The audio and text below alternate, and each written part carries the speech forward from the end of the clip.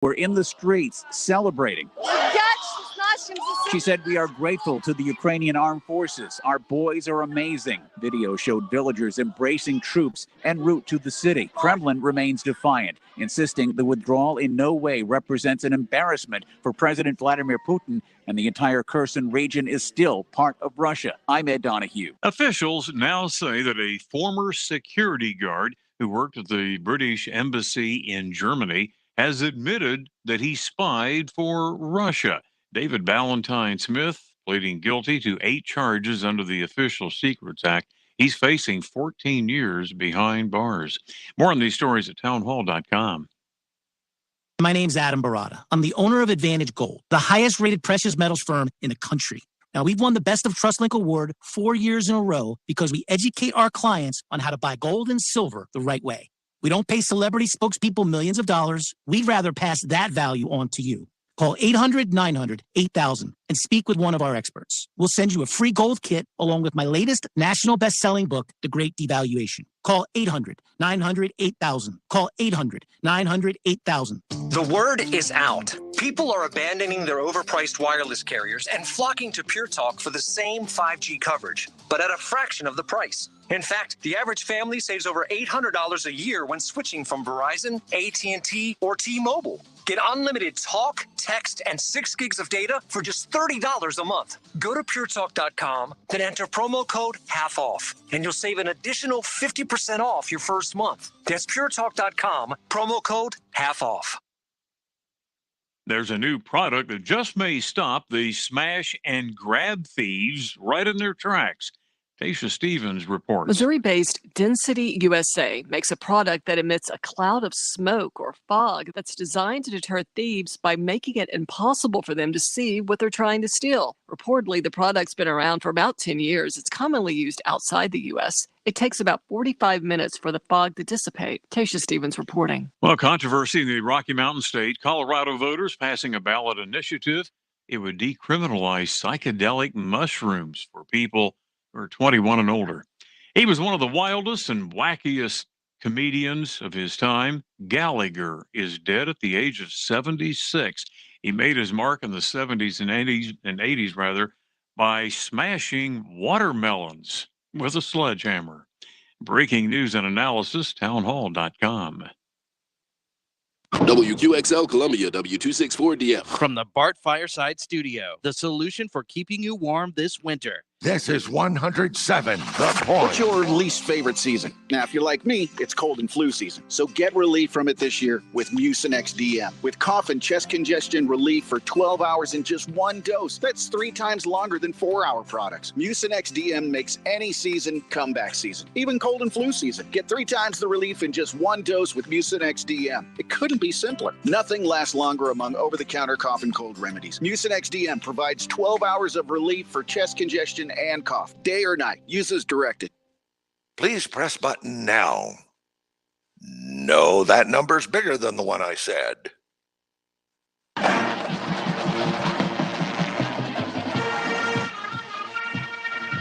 This is the Founders Federal High School Football Scoreboard on the Sports Talk Media Network. Coming up, scores and reports from across the state and analysis from David Shelton. The Scoreboard is brought to you by Founders Federal Credit Union. Relax, you're with Founders. Now your host for the High School Scoreboard, Phil Kornblut. And good evening, everybody. Welcome into the High School Football Scoreboard, brought to you by Founders Federal Credit Union. Another strange Friday night in that the weather has impacted the high school football schedule in South Carolina. We had games played on Wednesday. We had games played on Thursday. We've had games played tonight. We're going to have games played on Saturday. In fact, a lot of games played on Saturday because of the rain. I don't want to call it a hurricane. I don't think it was a hurricane by the time it got to South Carolina. It was just a downgraded tropical storm, torrential rain, whatever the case may be. It was too much, too wet, too windy to take a chance on in a lot of parts, a lot of areas of the state. So they decided to put off a lot of the games until tomorrow night. But we'll give you what we have. We'll look at those games coming up tomorrow night. We'll talk about the brackets. David Shelton will be here in just a second to start to analyze everything. We're going to work tonight. David earns his pay. We've been pretty easy on him throughout the season, you know. He joins us here. He joins us there. We don't ask him a whole lot. And tonight will be a different story. He will earn his meal from us tonight here on the High School Football Scoreboard. Plus, we also know that we had the convergence of big college basketball tonight with the South Carolina men beating Clemson, a shot in the last second, 60-58. Chico Carter Jr. with that jumper to win it for the Gamecocks over the Tigers, 60-58. Also, the USC women, big over Maryland, 81-56. And we should be hearing, all goes well, we should be hearing from some folks who were at those games to give us recaps. In fact, Pat Daniel was at the South Carolina and Clemson game, got there after sports talk. So he'll join us and we'll hear from Lamont Paris. I would imagine we'll hear from him here in the program tonight, as we'll have ample time to be able to do that. We also had the College of Charleston playing at North Carolina tonight. Last I checked, it's been a little while, they were giving them quite a good game. Coastal Carolina beat Methodist 110-47. I was trying to find that final on the College of Charleston and North Carolina. We'll get that to you here momentarily once I put my eyes on it. But our primary focus is on the high school football scene around South Carolina here in the second round of the playoffs tonight. We take one more step towards the championship weekend here in South Carolina. I'm sorry, what was that, JP? All right, North Carolina pulled away 102-86. Charleston led that ball game at one point, but couldn't hang on there at the end. Let's welcome in David Shelton from the Post and Courier, the high school sports report, the best in the business. Good evening, David. How are you? Good, because every 5 seconds you cut out and I don't hear anything for about 10 seconds. Oh, but you hear me now.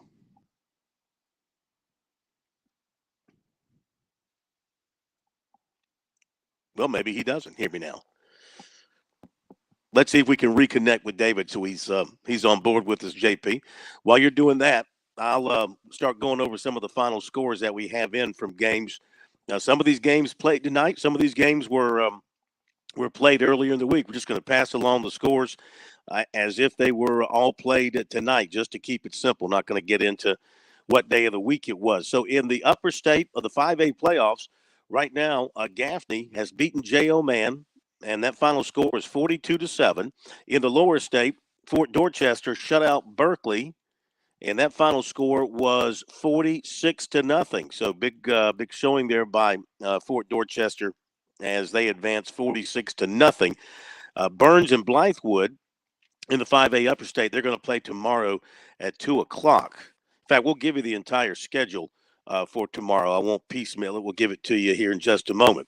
In the 4A lower state, West Florence beat Myrtle Beach 42-21, and South Florence beat Bluffton 50-0. In the 3A upper state, Powdersville over Chester 42-12, and Clinton defeated Belton Honeypath 28-13. In the 2A playoffs upper state, it was Abbeville 49, Newberry 7. And in Skeeza action, in the 4A playoffs, Lawrence Manning 28, Trinity Collegiate 27, and PD Academy 42, Pinewood Prep 27. 8-man playoffs, Holly Hill Academy 72, Richard Wynn 14. Now, as far as the schedule for Saturday, here is what it looks like. You've got in 5A, as I mentioned, Burns at Blythewood. That'll be a 2 o'clock game. In the lower state, Cane Bay at Sumter at 5, Lexington at Somerville at 6, and Carolina Forest at Goose Creek at 6. In the 4A upper state, Greenwood at Northwestern be a 2 o'clock game in the afternoon. In the lower state, Irmo at James Island at 6, and Hartsville at AC Flora at 6:30. 3A lower state, Lower Richland at Camden at 3, Brooklyn Casey at Dillon at 5, and Manning at Gilbert at 6. 2A upper state, Saturday, Keenan at Strom Thurmond at 6, Fairfield Central at Silver Bluff at 6. Lower State, Andrews at Barnwell at 1, Timberland at Andrew Jackson at 4, Cheraw at Woodland at 6, and Wade Hampton of Hampton at Oceanside Collegiate at 8. So that entire 2A Lower State bracket is being played on Saturday. In 1A, Upper State, Calhoun County at Christ Church at 1, Denmark Oler at Louisville at 2, C.A. Johnson at Wagner Sally at 6. Lower State, Bamberg Earhart at Johnsonville at 3, Baptist Hill at Lamar at 6, Carver's Bay at Estill at 6:30, and Lakeview at Cross at 6:30. Again, the entire 1A Lower State bracket to be played tomorrow. Skeeza in 1A, St. John's at Lee Academy at 6, and Calhoun Academy at Thomas Hayward at 7 o'clock. So that's the schedule, and that's what we've got in to the moment. And we'll be updating some other scores. In fact, I can give you some partial scores here, or some in-progress scores. In the fourth quarter, Williamsburg Academy 39-0 over Bethesda. In the fourth quarter, this is a shocker. Spartanburg leading TL Hanna 32-14. It's in the fourth quarter. In the fourth quarter, what a ball game here. Westside must have just scored a little while ago. They were down 35-32. And the Rams have knocked in a touchdown to lead Indian Land 39-35. That's in the fourth quarter. Saluda and Gray Collegiate tied at 16 in the fourth quarter. Dutch Fork is leading Dorman 28-18. I believe that's now in the fourth quarter. Chapman has beaten Seneca 57-29. Told you Gaffney over Man 42-7. And now we have a final. The Spartanburg game has gone final. Spartanburg has gone to TL Hanna and upset the Yellow Jackets. Final score there, 39-14. Catawba Ridge beat North Augusta, 37-14. Dutch Fork is now up 35-18 with 7:40 to go in the fourth quarter. Thank you, Bob Corlew. All right, so Chapman over Seneca. Gaffney over Man. Spartanburg beat TL Hanna. And now it's final. Westside has beaten Indian Land 39-35. Wow, what an upset. How about this one? Greenville has beaten South Point 24-20. Buford over Crestwood 45-42. Some great ball games tonight. It's Daniel over Woodruff 55-17. Hammond beat Porter-Gaud 45-0. Florence Christian defeats Wilson Hall 19-17. Colleton Prep over Buford Academy 23-20. W.W. King downs Faith Christian 22-18.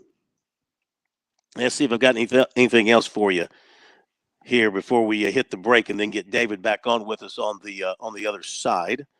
Boy, that was a good run of scores right there that have come in here in the last few minutes. Let's see. I think we might have gotten everything done. So, JP, I tell you what, let's hit our break. Give you a chance to get David back on the line. Make sure he's good to go and can hear us clearly. And then we'll be able to go over these games with him and continue to update more scores as they come in. So, you are with us here on the high school football scoreboard. It's a Friday night in South Carolina. It's the second round of the high school football playoffs, and we will continue with more after this break. Don't go away.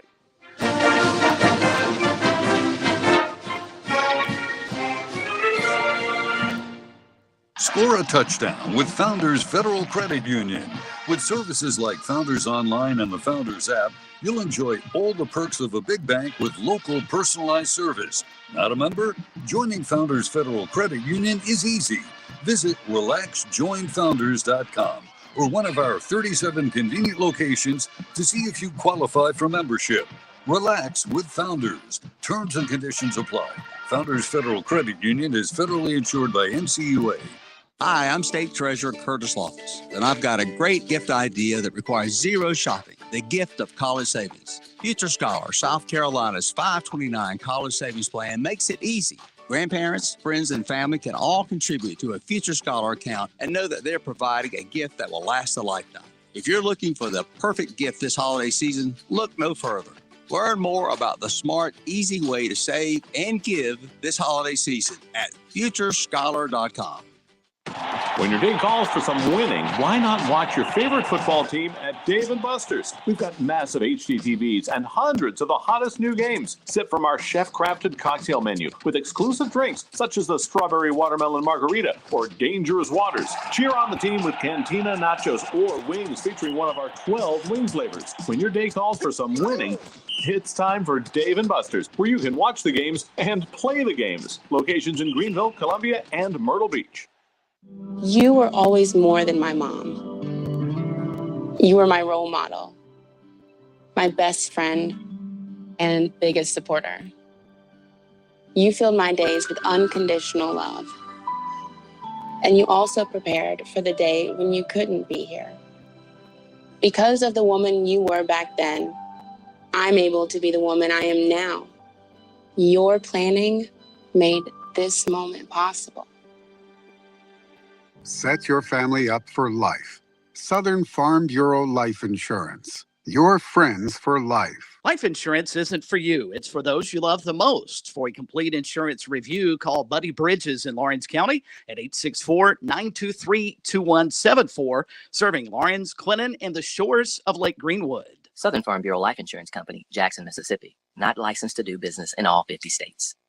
South Carolina's taste buds have spoken, and they're asking for beef. There are more than 7,800 farms raising cattle from pasture to plate in the Palmetto State. So whether it's steaks on the grill before the big game, sirloin medallions plated for date night, or burgers with a family, make sure beef is a part of your playbook this football season. Smoked, grilled, and slow roasted. Find the best way to enjoy your beef at scattle.org. Beef, it's what's for dinner in South Carolina. Funded by the South Carolina Beef Council, part of the Beef Checkoff Program.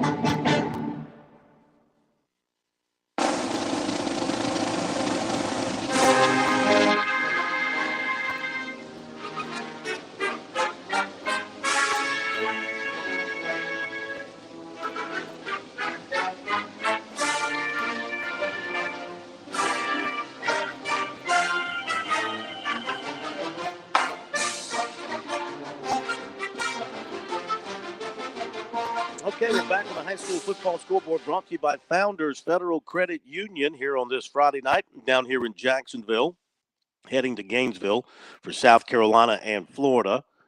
Tomorrow afternoon, J.P. Barry is back in our Dave & Buster's studios in Columbia, handling everything there, getting the calls lined up, getting the reports on the phone here for us. And do we have David on the line? I don't want to hear about these really weird things. Do we have him on the line or not? So somebody give me an answer. JP, answer me. I mean, don't hide from me. Do we have David on the line or not? Tell me something. Okay, we'll figure it out and get him on the line. In the meantime, let's go to Monty Dutton, who was on the scene tonight for Belton Honeypath and Clinton. Clinton and BHP, big showdown, 3A Upper State.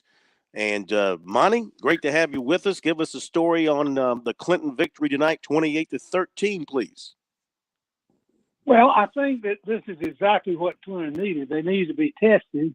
I think that the wet conditions benefited BHP's power game a little bit. Clinton survives on speed, and they still have a lot of it, and they won it. But I think, I'm not positive, but I think this may be the first time that Clinton has been behind this year. I may be wrong on that, but Belton Honeypath took a 7-0 lead on a 73-yard pass. A.J. Pendleton to Eli Strickland. But Clinton then scored 3 touchdowns.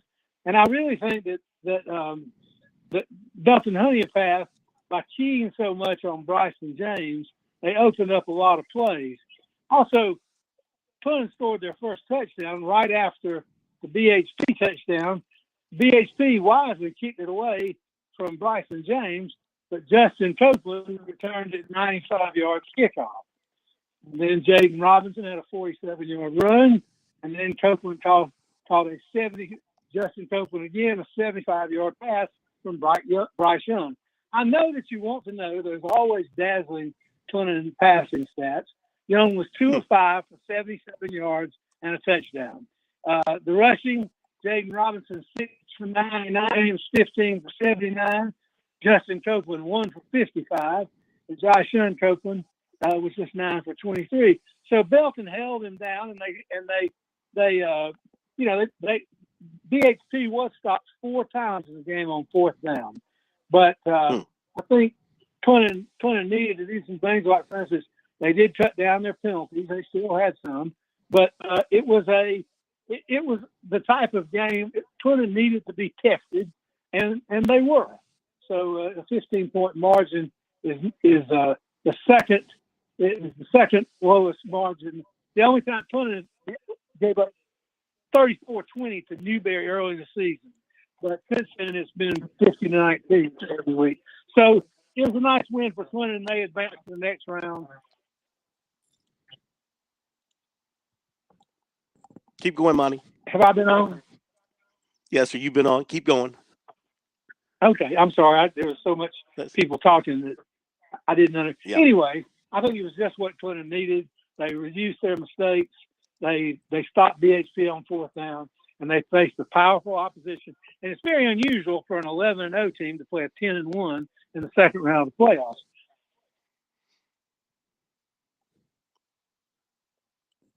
Did we lose Monty? Okay.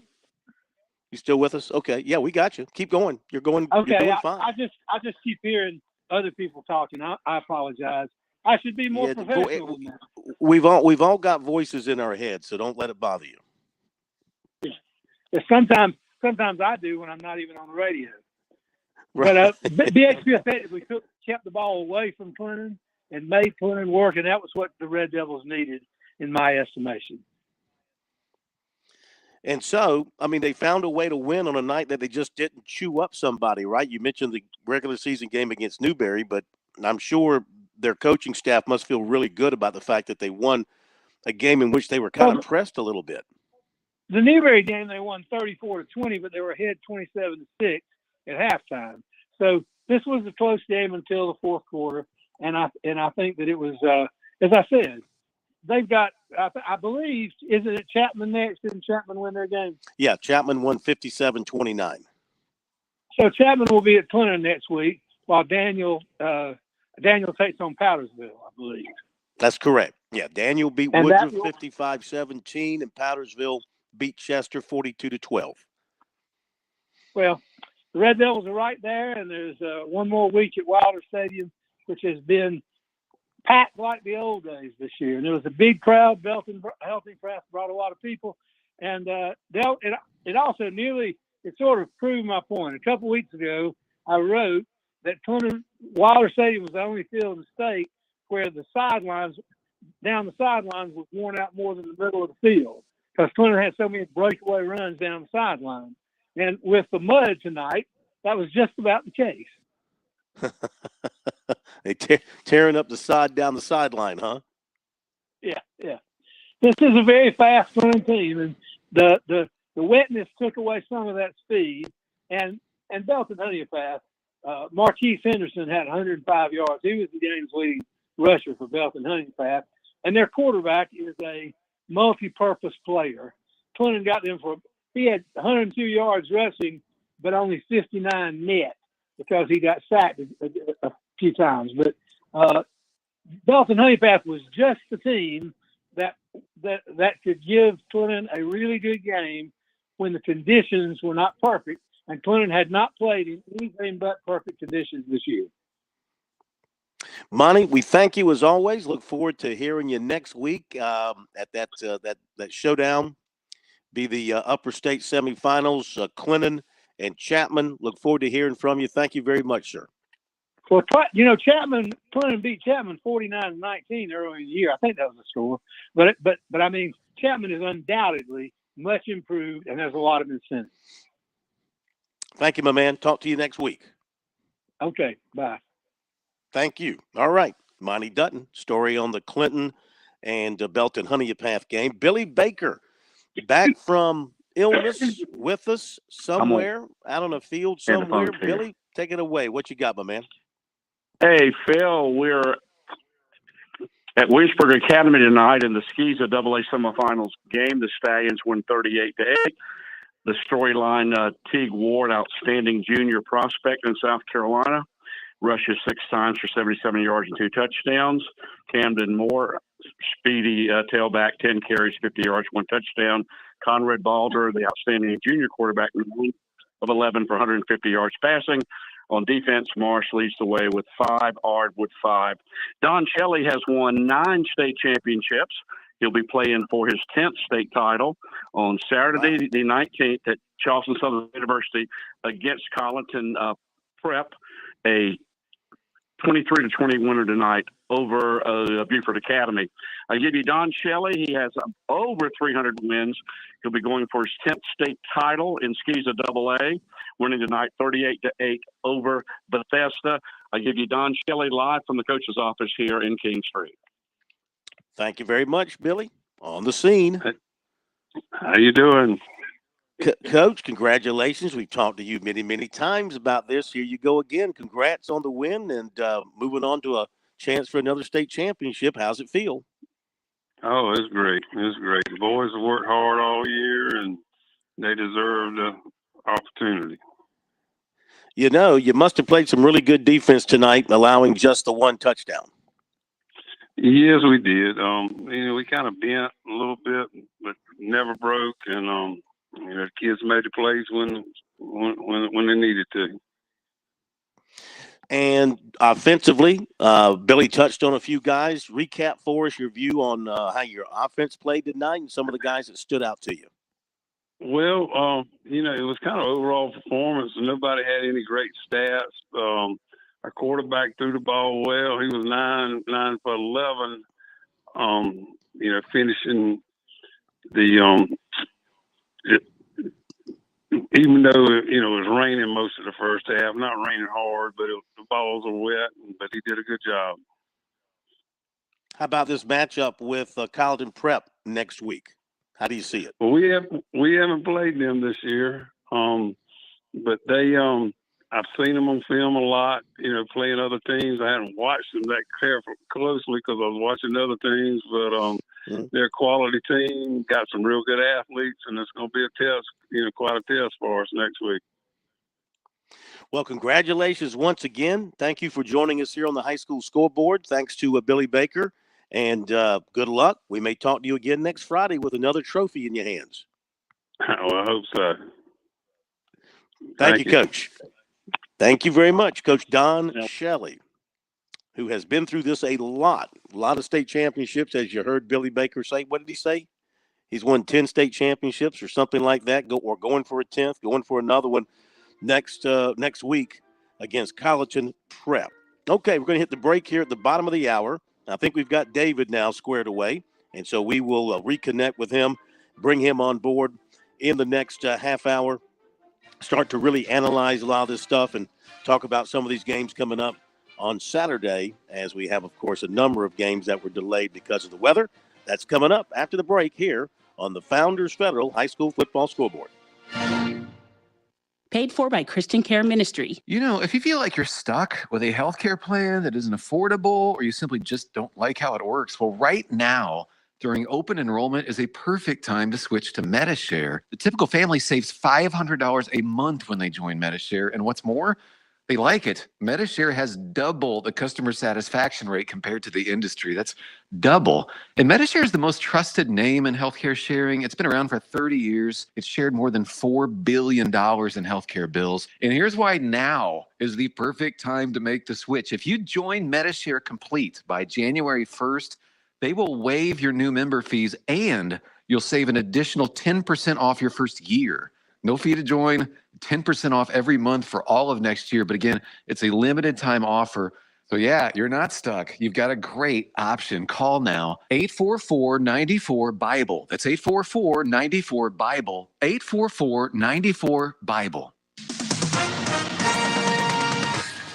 With SRN News, I'm Tasha Stevens. According to the Associated Press, Democratic Senator Mark Kelly has won his bid for re-election in the crucial swing state of Arizona, defeating Republican venture capitalist Blake Masters.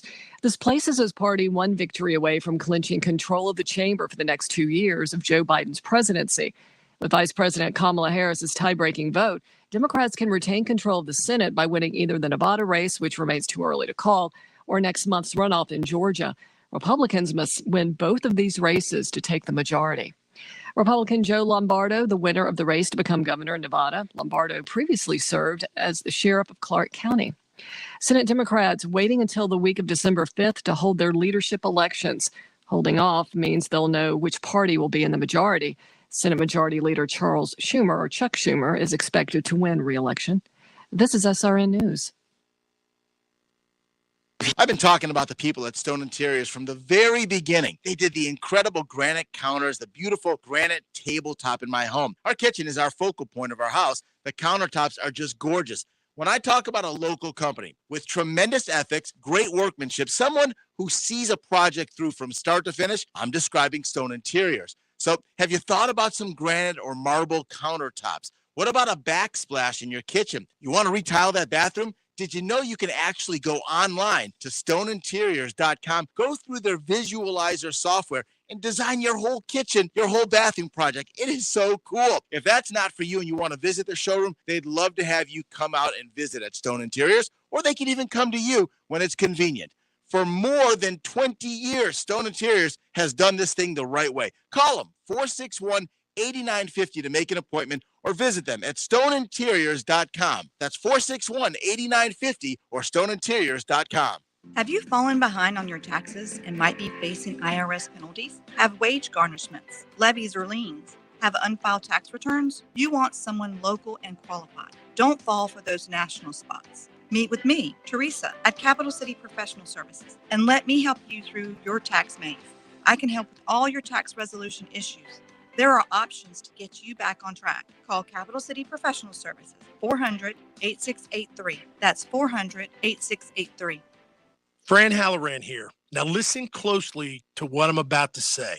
I'm a business owner, and many of you listening right now, you're business owners as well. The first rule in owning a business is this: don't waste money. I see business owners waste their marketing dollars all the time. Not me. I figured out a long time ago, 8 years ago to be exact, that spending my marketing dollars at the point was not only intentional, but extremely profitable as well. If you're a small business owner, you owe it to yourself to sit down with Kevin Cohen and ask him to create a custom marketing plan for your business. He's looking for folks just like you who believe in local to partner with him in 2022 and beyond. Trust me when I tell you, partnering with The Point works.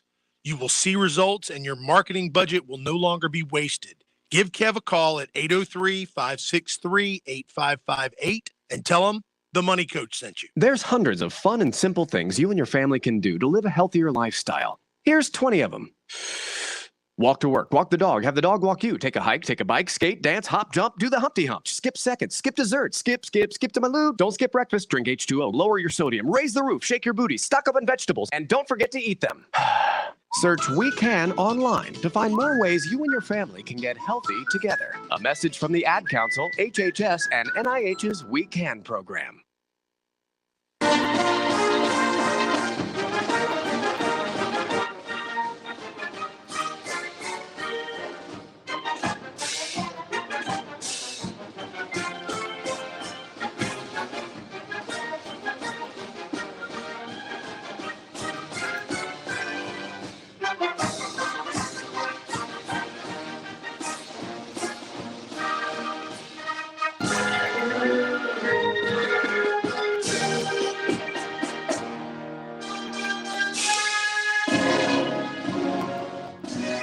All right, back with you, High School Football Scoreboard. Brought to you by Founders Federal Credit Union, Phil Kornblut and David Shelton. Let's say hello again, but for real this time, to David Shelton. Good evening, David. Good evening. All right, ready to rock and roll. Sit back, relax. Let me go over the scores again because we've updated the scoreboard here, and so we can get everybody up to date on what we've got, and then we can start breaking it down here a little bit and wait for more of our folks to call in. So Spartanburg beat TL Hanna 39-14. Dutch Fork has beaten Dorman 35-18. It's Gaffney over JL Mann 42-7. Burns and Blythewood play tomorrow. Lower State 5A, Fort Dorchester, 46-0 over Berkeley. Everything else is tomorrow. Cane Bay, Sumter, Lexington, Somerville, and Carolina Forest, Goose Creek. In the 4A playoffs, Upper States, you've got Greenville over South Point, 24-20. Catawba Ridge beat North Augusta, 37-14. And Westside down Indian Land, 39-35. Greenwood Northwestern play tomorrow. Lower State, West Florence beat Myrtle Beach, 42-21. South Florence top Bluffton, 50-0. And tomorrow, Hartsville plays AC Flora, and Irmo plays James Island. 3A playoffs. Upper State, Powdersville 42, Chester 12, Daniel 55, Woodruff 17, Clinton 28, Belton Honeypath 13, Chapman 57, Seneca 29. Lower State, Beaufort beat Crestwood 45-42. Tomorrow, Lower Richland Camden, Brooklyn Casey Dillon, and Manning Gilbert. In your 2A playoffs, we've got Abbeville over Newberry, 49-7. And we are waiting on other finals to come in. And I believe we've got a bunch of games in 2A set for tomorrow. In fact, I think the entire lower state bracket's playing tomorrow. And in 1A, we've got nothing in yet on 1A. I can tell you, we're still waiting to get in. Yeah. I can tell you that Saluda has beaten Gray, the defending state champions, 23-16 in 2A. How about that? Saluda beats Gray. How many? 20 what? 23-16. And Chris Deering will call us in a little while. Talk about it. All right, 23-16. That's a big win for Saluda. So these are the two teams. Was it 2 years ago Saluda won it? Then last year Gray won it. And now this year Saluda beats Gray? I think Abbeville won it 2 years ago. Saluda might have won it 3 years ago. Okay. I can't remember. Well, those teams. But they've all won state championships lately. Yeah. Recently. They toss the trophy around among each other. All right, we've got all the scores in the SCISA playoffs. Everything played tonight, or maybe one played last night. Lawrence Manning beat Trinity Collegiate 28-27. This is 4A.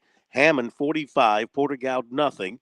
So Lawrence Manning and Hammond next week for the championship.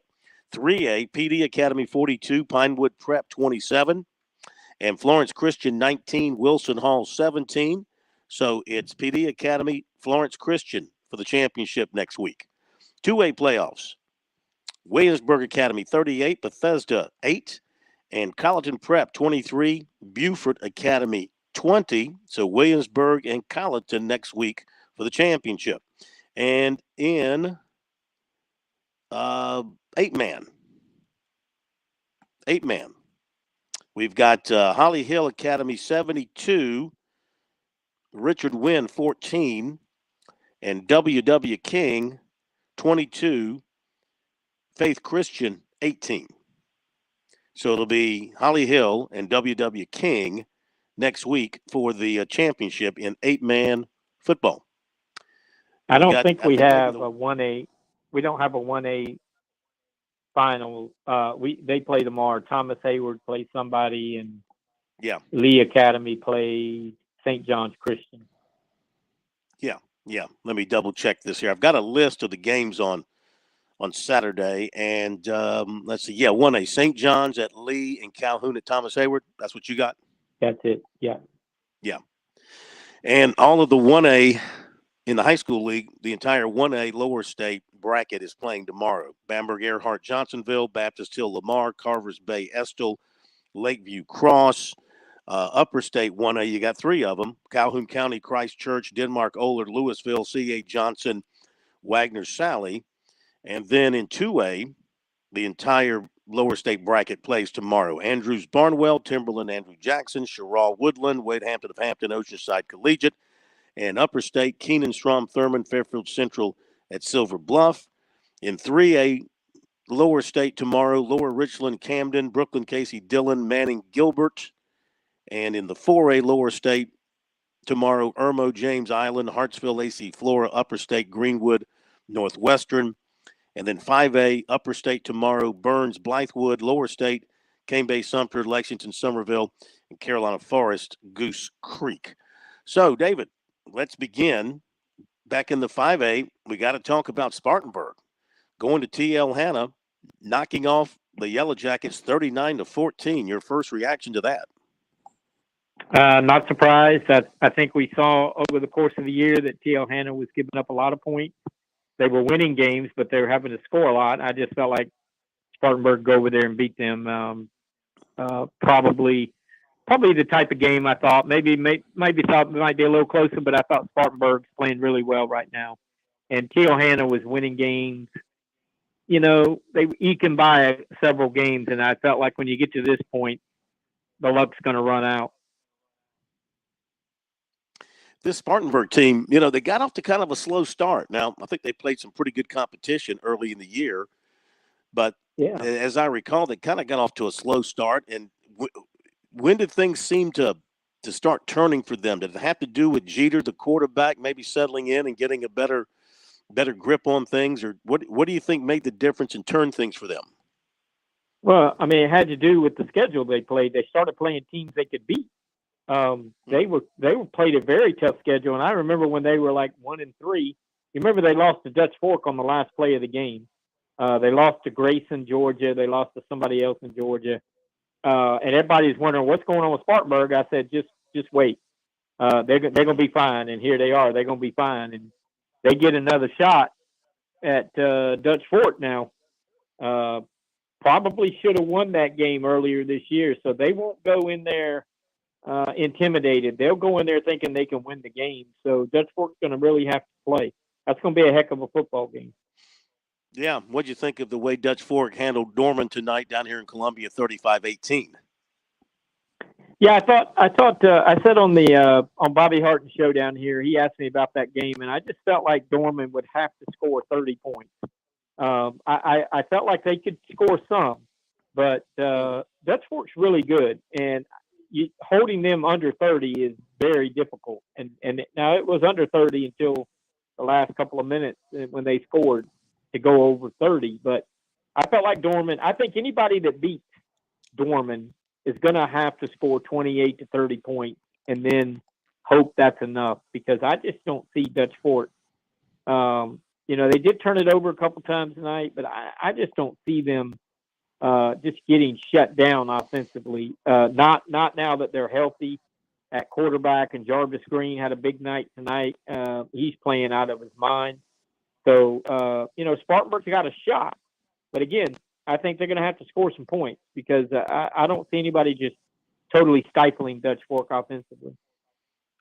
Now, you've got Gaffney winning big over Man. First of all, tip of the cap to Man for having a good year, kind of turning things in a positive direction for that program. They just ran into a Gaffney team this time of the year. This is Gaffney football time. They win it 42-7, and another team that's played a tough schedule and had a couple of knocks along the way, but it seems like now they're playing their best football at the right time.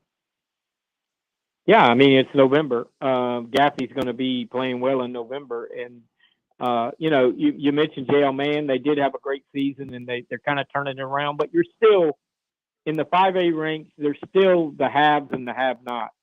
I mean, you look at the teams that are left. We don't know if I think Burns is going to beat Blythewood tomorrow. But when you look at the teams in 5A that are going to be left in the upper state, if it's Burns, Gaffney, Spartanburg, Dutch Fork, those are the haves. These other teams that don't quite have the tradition or don't quite have the athletes, they're going to get to this point. But winning these games, very difficult. And kudos out to Dan Jones. He became Gaffney's winningest coach with the win tonight. I think it's 120 wins, which you talk about, when you go back in the annals of time, A.L. Curtis, Phil Strickland, Joe Montgomery. I mean, they've had some pretty good coaches, and Dan to be the winningest coach is pretty special accomplishment. Absolutely. We'll try and ring him up here in just a little bit. I mean, longevity at Gaffney is the norm. I mean, their great coaches stay there a pretty long time, but it's also hard to stay a long time at Gaffney because they expect so much of their football coaches. I mean, the bar is set so high for that high school program. It's almost, I'm not going to say ridiculous because everybody wants to win state championships. But, I mean, it's like Alabama. The mindset is it's state championship or bust for that program. Yeah. I mean, and I think Dan is, I want to say that I read on Twitter it was his 17th season. I think A.L. Curtis stayed about that long or maybe longer. Joe Montgomery and Phil Strickland didn't stay, 17 years. But in fact, if Phil Strickland had stayed there, remember he left. A lot of people were surprised when he left and went to Newberry, but he had it rolling pretty good. And Dan actually was on his staff and replaced him. But if Phil Strickland had hung around there, they'd have been very successful as well. Okay, Lower State, Fort Dorchester had no trouble with Berkeley, 46-0. What about that ball game stood out to you? I guess they played that yesterday, last night? Wednesday. Wednesday. Yeah, it was close for a quarter. I think it was 28-0 by the half, and Fort didn't have to break a sweat much to beat Berkeley. They had already beaten them one time this year, pretty good. Fort was clear. I mean, Berkeley was a 3-win team playing in the second round. The chances of them knocking off Fort Dorchester were 0. Okay. And tomorrow in the Lower State, well, let's touch on the Upper State game. You think Burns will take care of Blythewood tomorrow? I mean, I think that. I mean, I don't know why. I just think they're better conference. Blythewood's region was not real strong. Now, they won 9 games, and they deserve to be there. But, like I said tonight on Sports Talk, you get to this round, there's going to be some good teams knocked out of the playoffs. I just think Burns will win the game, but, I mean, I wouldn't be stunned if Blythewood won. Yeah. The old Region 2-4A. Region 2-4A, right? That was the one that had Spartanburg, Dorman, Gaffney, Burns all together. Region 2-4A, kind of a little reunion. They had Northwestern and Rock Hill too. Yeah, that's right. What a region that was. And so in the lower states, you got your Cane Bay, Sumter, Lexington, Somerville, Carolina Forest, Goose Creek. What should we be looking for in those 3 games? I think all 3 will be pretty competitive. I'll be at the Somerville-Lexington game. Looking forward to that. I think both teams have a great shot to win. And, Sumter's probably got an edge on Cane Bay from a playoff experience tradition level. But, I mean, Cane Bay will have a puncher's chance in this one. And then the Goose Creek Carolina Forest game, I think, is going to be a lot of points. A lot of passing. Going to be a lot of points. I don't think either defense is great. And the winner will go to Fort Dorchester next week. And then the Lexington-Somerville winner will play the Sumter-Cane Bay winner. And but again, you talk about Lexington and Somerville, they're both 9-2. And we've been talking all season about both those teams could win Lower State. So somebody's going home. I mean, there's going to be a really good team not playing after round 2. So that's going to be a really intense game. I think both teams can run the ball. Somerville may be an edge overall in team speed, but Lexington can do some things. So I think that's going to be a great matchup. I think it'll go back and forth. Okay, that's the look at the 5A playoffs. We'll hit the break. When we come back, we'll talk about the 4A finals that we have in tonight, Upper and Lower State, and also the games to be played tomorrow as well. We'll get David's take on the games tonight and what to look forward to in the matchups tomorrow. We'll do that on through the playoff brackets tonight, and hopefully we'll hear from some more folks who are out covering games tonight, and we'll try and dial up some coaches as well here, and perhaps get some reports from these basketball games tonight too. We'll be back after the break.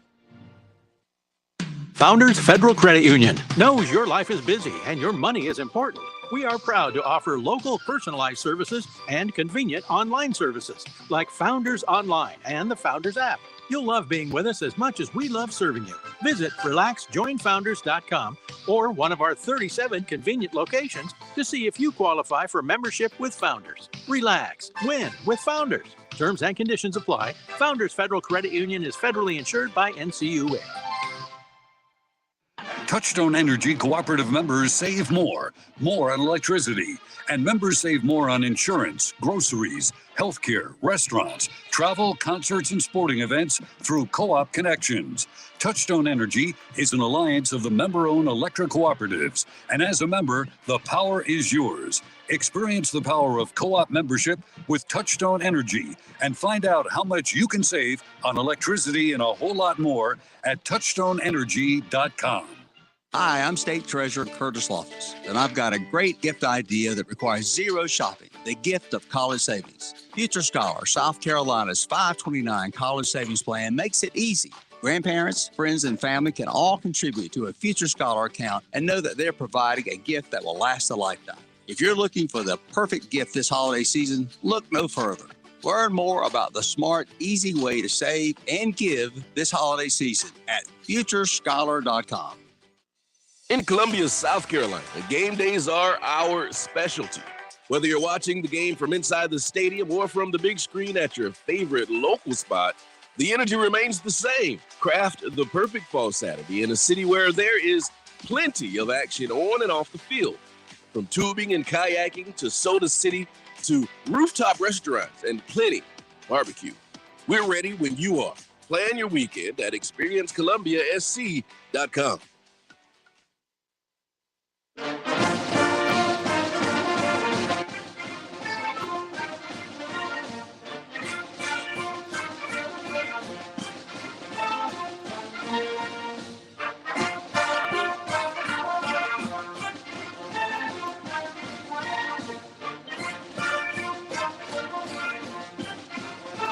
Let's continue here on the high school football scoreboard brought to you by Founders Federal Credit Union. We'll get to the 4A bracket in a moment, but Kevin Selman, the voice of TL Hanna, joining us tonight, which for him, unfortunately, will be our final visit of the season after TL Hanna goes down hard to Spartanburg, 39-14.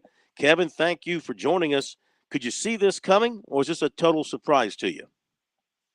Well, I'm going to be honest, and I hope Coach Tone is not listening, but I didn't have a good feel about this game. The get-go, I'd seen Spartanburg play a couple of weeks ago on against Dorman. The game was televised up here in the upstate. And, you know, the Yellow Jackets, and, you know, I'm not looking for excuses. We're a 10-2 football team, but a real young football team after graduating 42 seniors last year. And this team just exceeded way above and beyond the expectations that most folks had in the area up here for this team, 10-2, with like I said, a young football team. And we've been winning football games, you know, by the skin of your chinny chin, if you will. You know, just finding ways to win. And tonight it just caught up with us as we run into a buzzsaw.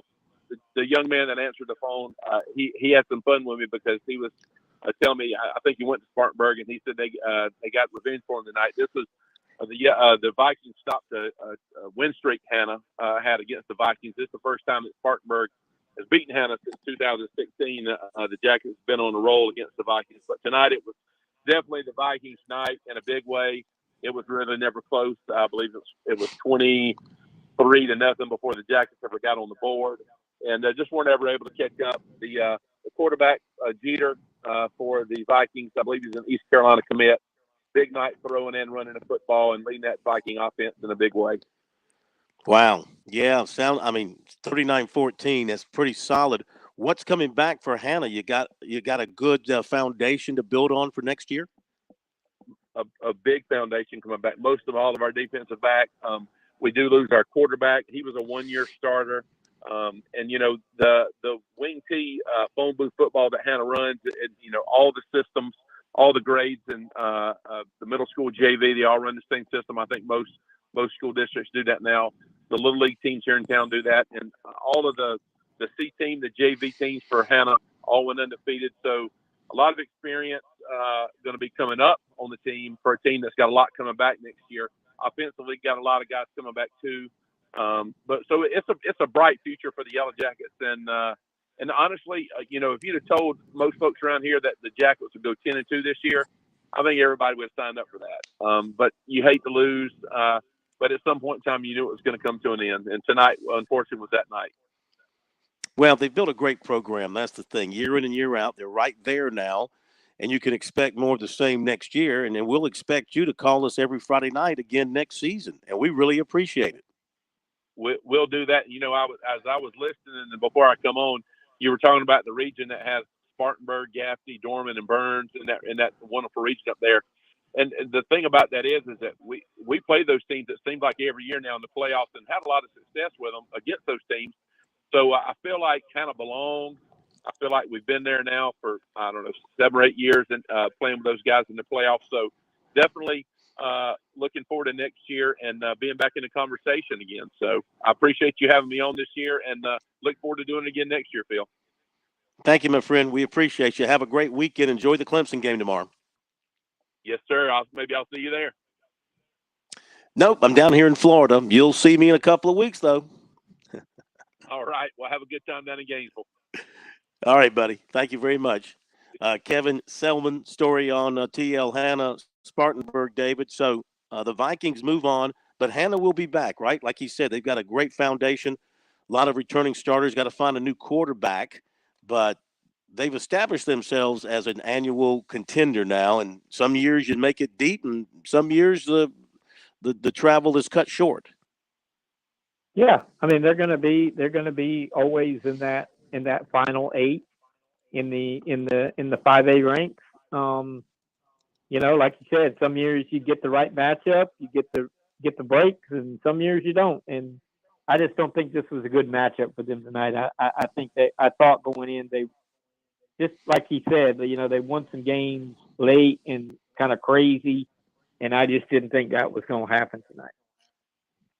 Mark Hodge, I mean, he's a fabulous football coach, and he and his defensive staff, they dialed up a heck of a plan for that phone booth offense, and now they've got to do the same thing, but with a different style of offense in Dutch Fork. That's a completely different animal offensively, where you go from a run-heavy team to a team full of gazelles and athletes and a big-arm quarterback.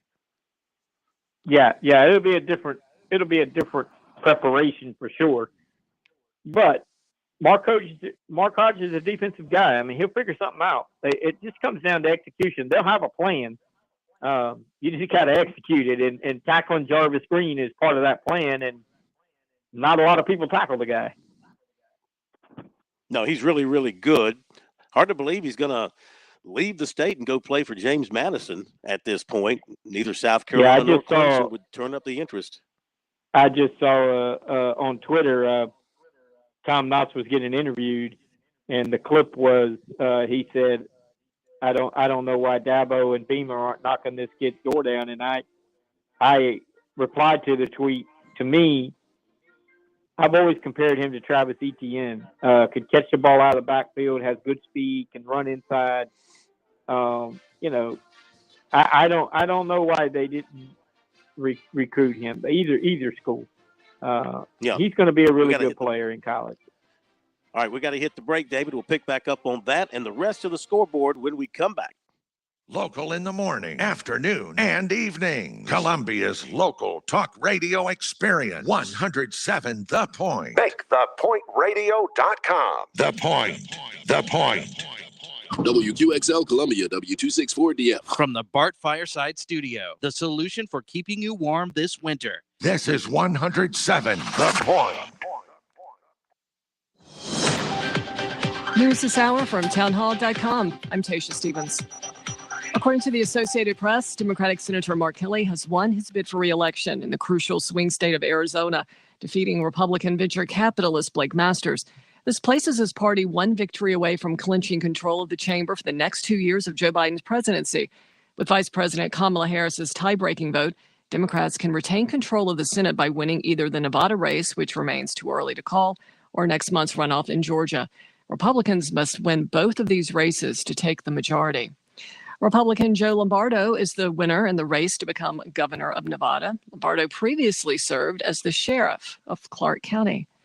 Former President Trump is escalating his criticism of Florida Governor Ron DeSantis. The governor was already a potential challenger to Trump for the 2024 Republican presidential nomination before the midterms. but his resounding re-election in Florida has boosted the profile of DeSantis, and the former president has taken notice. He issued a lengthy statement Thursday night slamming DeSantis as an average Republican governor with great public relations and taking credit for the governor's victory back in 2018. Greg Clugston, the White House. Supply chains, Russia's war in Ukraine, and the impact of COVID are top of mind for Treasury Secretary Janet Yellen as she meets with leaders in New Delhi. Yellen spoke to tech leaders at the Microsoft India Development Center addressing U.S. concerns. Among them were Russia cutting off gas supplies in Europe and China's chokehold on global solar panel production. The United States is pursuing an approach called friendshoring to diversify away from countries that present geopolitical and security risks to the supply chain. Correspondent Jeremy House reporting the Biden administration planning to make the American energy industry less productive. They've announced plans to cut emissions from oil and gas producers. More on these stories at townhall.com. My name's Adam Barada. I'm the owner of Advantage Gold, the highest rated precious metals firm in the country. Now, we've won the Best of TrustLink award 4 years in a row because we educate our clients on how to buy gold and silver the right way. We don't pay celebrity spokespeople millions of dollars. We'd rather pass that value on to you. Call 800-900-8000 and speak with one of our experts. We'll send you a free gold kit along with my latest national best-selling book, The Great Devaluation. Call 800-900-8000. Call 800-900-8000. Introducing Vinia, a miracle superfood from the Holy Land. Enjoy the health benefits of a bottle of red wine minus the alcohol, sugar, and calories. A clinical trial demonstrated that Vinia significantly increased dilation of arteries, which enhances blood flow and delivery of oxygen to your body, improving physical energy and mental alertness. Take a little wine for your health's sake with Vinia. Order your Vinia today and get 10% off using Salem10 at vinia.com/Salem or call 800-450-8503. Vinia, better blood flow, better life. A Texas grand jury indicts a man accused of slipping medicine used for abortions into his wife's drinks. A 38-year-old man is in trouble. His wife telling authorities he told her to stay hydrated during pregnancy, and he began to serve her water. She says the water looked a little cloudy, and she became sick after drinking it. She later looked in the trash and found the packaging for a medicine that is used to induce abortion. The story, though, does have a great ending. The baby was born premature, but is now healthy and doing very well. Jason Walker reporting. New York is ordered to temporarily pause the distribution of marijuana retail licenses. A state federal judge is siding with a company in Michigan that alleges issuing the licenses discriminates against applicants who do not live in New York State. News and analysis at townhall.com. I'm Tasha Stevens. WQXL Columbia, W264DF. From the Bart Fireside Studio, the solution for keeping you warm this winter. This is 107 The Point. What's your least favorite season? Now, if you're like me, it's cold and flu season. So get relief from it this year with Mucinex DM. With cough and chest congestion relief for 12 hours in just one dose. That's 3 times longer than 4-hour products. Mucinex DM makes any season comeback season. Even cold and flu season. Get 3 times the relief in just one dose with Mucinex DM. It couldn't be simpler. Nothing lasts longer among over-the-counter cough and cold remedies. Mucinex DM provides 12 hours of relief for chest congestion and cough, day or night. Use as directed. By the way, before we do what's supposed to happen here, thank you for pushing the button.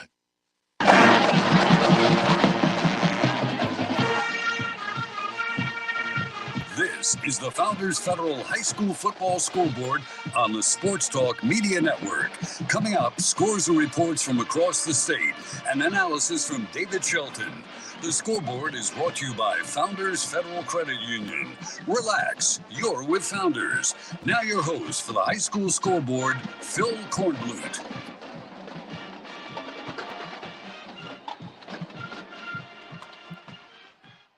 All right, welcome back, everybody. The High School Football Scoreboard brought to you by Founders Federal Credit Union. Good to have you with us here on this Friday night, the second Friday night of the playoffs here in South Carolina. We've got some scores in. We've got a lot more to be played tomorrow. And, of course, some games were played earlier in the week. We've gone over the 5A bracket pretty deeply. And let's get David Shelton back with us here and talk about the 4A brackets. And the 4A bracket, again, it looks like this tonight.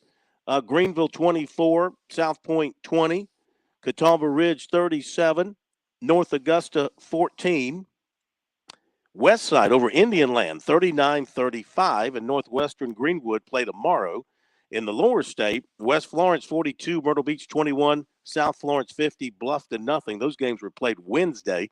Tomorrow, Hartsville, AC Flora, Irmo, James Island. So, David, South Point, Greenville, what a year for Greenville. What a talented team they have. It took a talented team to beat South Point. South Point got off to such a great start this year, but kind of fizzled down the stretch. Yeah, they had a middle of the season where they didn't play very well and lost games to Catawba Ridge and Northwestern, but they were good. The Greenville's got a lot of talent, and they're another one of those teams that started slow against a really good schedule.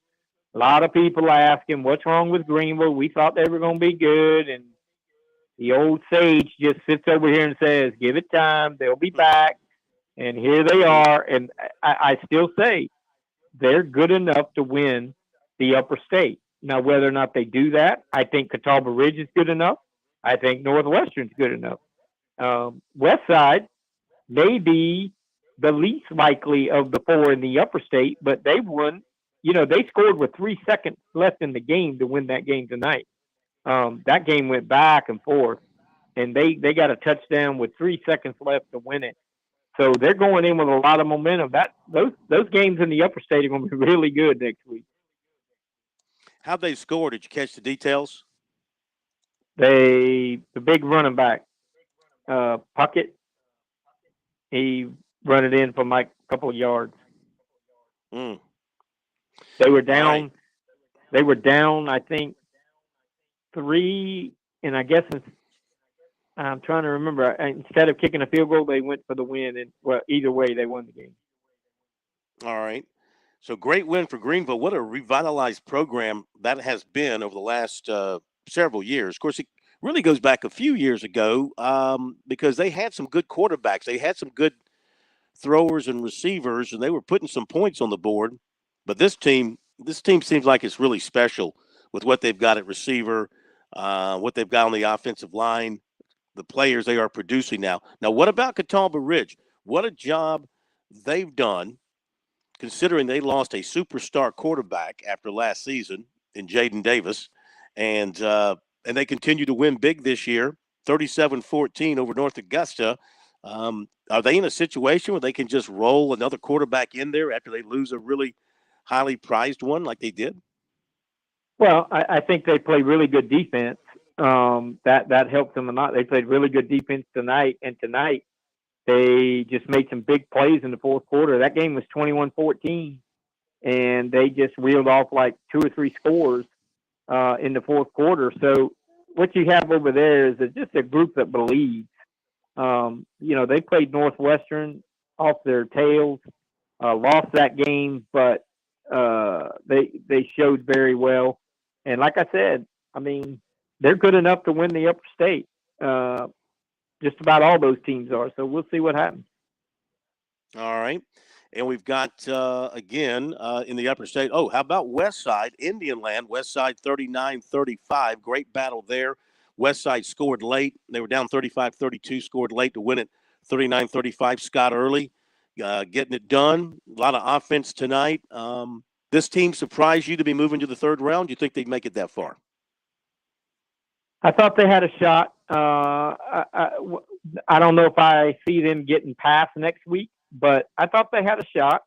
They, like you said, they scored with 3 seconds to go in the game to win that game tonight. So they were, right at the edge. But they're giving up some points, but they're scoring some points. And if they can do that next week and maybe play a little better defense, you may see them playing after Thanksgiving. But it's going to be a tough haul. Like I said, of those 4, assuming Northwestern wins tomorrow. Now, if they don't win, then everything's out the door. But I would say Northwestern, Greenville, Catawba Ridge, Westside in that order. But any one of those 4 could win the upper state. And so Westside scored with 3 seconds left, and Greenville scored with 3 seconds left to win their respective games. No, you weren't paying attention.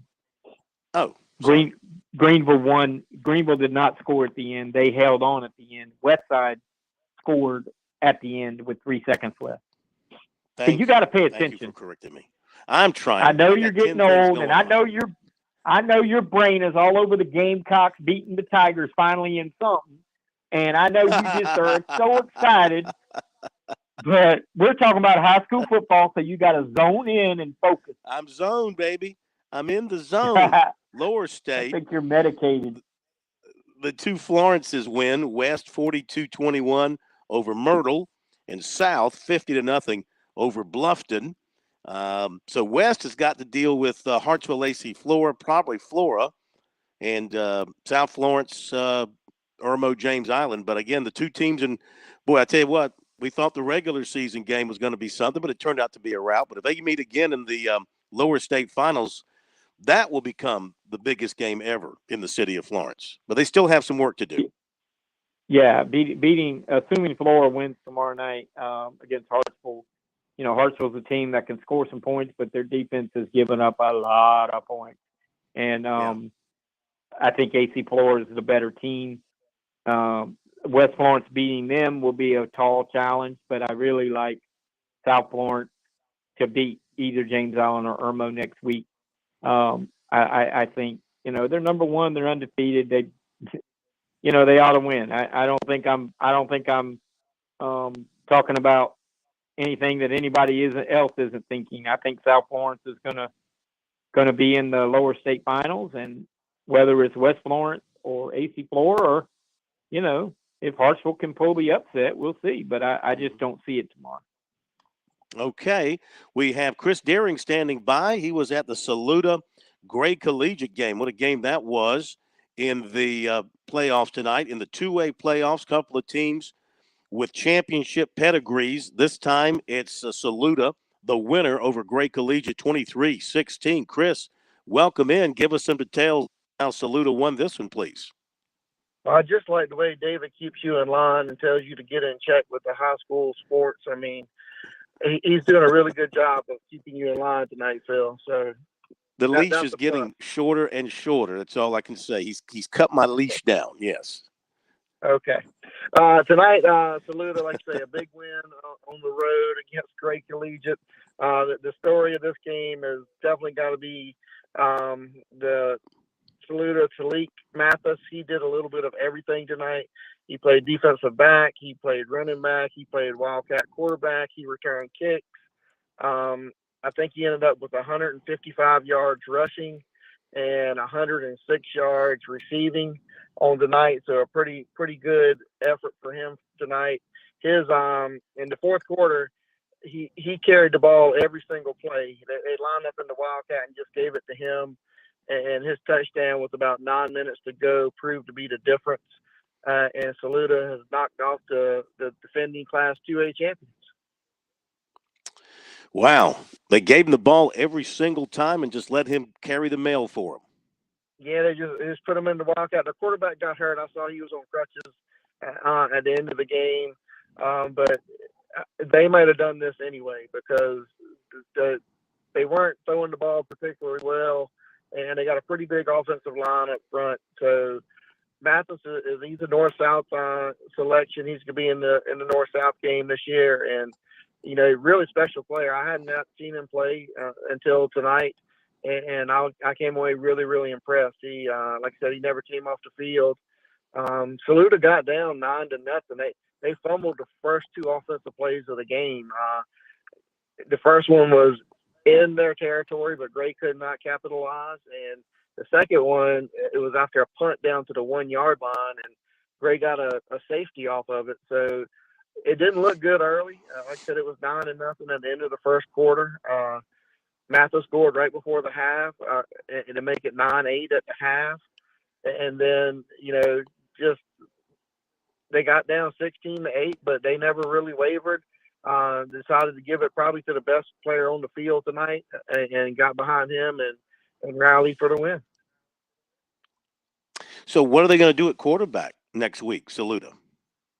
Well, like I said, their starter was on crutches, but no, so they got a little bit of they changed quarterbacks about mid-season. So they went to the sophomore Drew Arant, and he started tonight.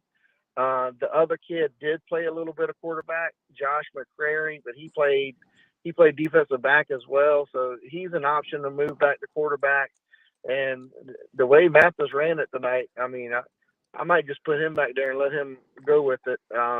They get the winner of tomorrow night's Strong Thurman Keenan game. So it'll be really interesting to see how that one turns out. I think if Strong Thurman wins, it'll be at Strong Thurman. And it's going to be, that'll be a tall task because I think they've won 9 in a row at this point. So it's going to be, like David said, next week's going to be a lot of fun all over the state. Oh, absolutely. Chris, we appreciate it very much, my man. Have yourself a great night. Stay tuned. We'll have some comments from Lamont Paris and Brad Brownell coming up in a few minutes. Scratch that basketball itch. Focus on football, Phil. It's football season. Yeah, you're right. I've been doing this for 13 weeks. I'm focused. Thank you, my man. We appreciate it very much. Thank you. Saluda gets the win over Great Collegiate tonight, 23-16. We'll go to the break. When we come back, we'll take a look back at the 3A playoffs with David. Got everything done tonight there. All the upper state teams played, only one in the lower state. Then we'll hit that AA bracket, only 2 games in AA tonight, only 1 game in 1A tonight. And almost everything is in skis. Just the 1A teams will play their semifinals tomorrow. So we'll hit up all of that when we come back right here on the High School Football Scoreboard, brought to you by Founders Federal Credit Union. Show your team pride wherever you go with Founders Federal Credit Union's collegiate debit cards. Get your University of South Carolina and Clemson University debit cards at any Founders office or by calling 1-800-845-1614. Plus, our debit cards are digital wallet ready, so you can pay however you please. Not a member? Visit relaxjoinfounders.com or one of our 37 convenient locations to see if you qualify for membership. Terms and conditions apply. Founders Federal Credit Union is federally insured by NCUA. Your home is where your memories live. It's where you laugh and where you love. We understand the importance of the valuables under your roof, tangible and intangible alike. So no matter what's around the corner, we'll be there, offering you and your family the support that's made Farm Bureau Insurance a trusted name for nearly 70 years. You deserve more. You deserve a promise. Learn more at scfbins.com. Call me, Alex Satterfield, at 803-749-9171 for all of your Midlands insurance needs. When your day calls for some winning, why not watch your favorite football team at Dave & Buster's? We've got massive HD TVs and hundreds of the hottest new games. Sip from our chef-crafted cocktail menu with exclusive drinks such as the Strawberry Watermelon Margarita or Dangerous Waters. Cheer on the team with Cantina Nachos or wings featuring one of our 12 wing flavors. When your day calls for some winning, it's time for Dave & Buster's, where you can watch the games and play the games. Locations in Greenville, Columbia, and Myrtle Beach. South Carolina's taste buds have spoken, and they're asking for beef. There are more than 7,800 farms raising cattle from pasture to plate in the Palmetto State. So whether it's steaks on the grill before the big game, sirloin medallions plated for date night, or burgers with a family, make sure beef is a part of your playbook this football season. Smoked, grilled, and slow roasted. Find the best way to enjoy your beef at sccattle.org. Beef, it's what's for dinner in South Carolina. Funded by the South Carolina Beef Council, part of the Beef Checkoff Program.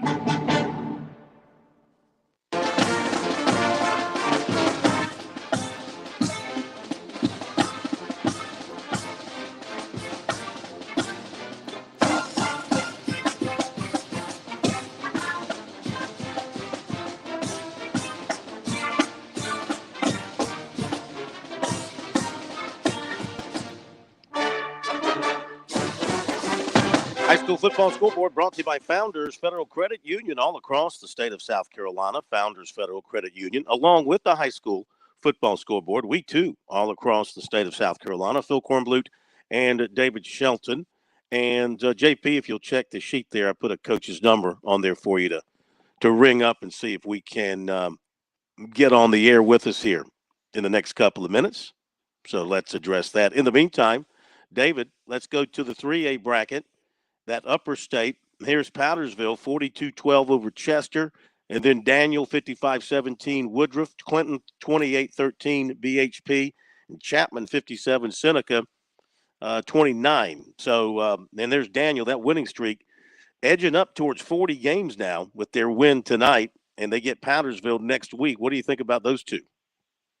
Well, that's going to be a really good football game. We've been talking about both those teams all year, wondering if Powdersville was ready to make that run.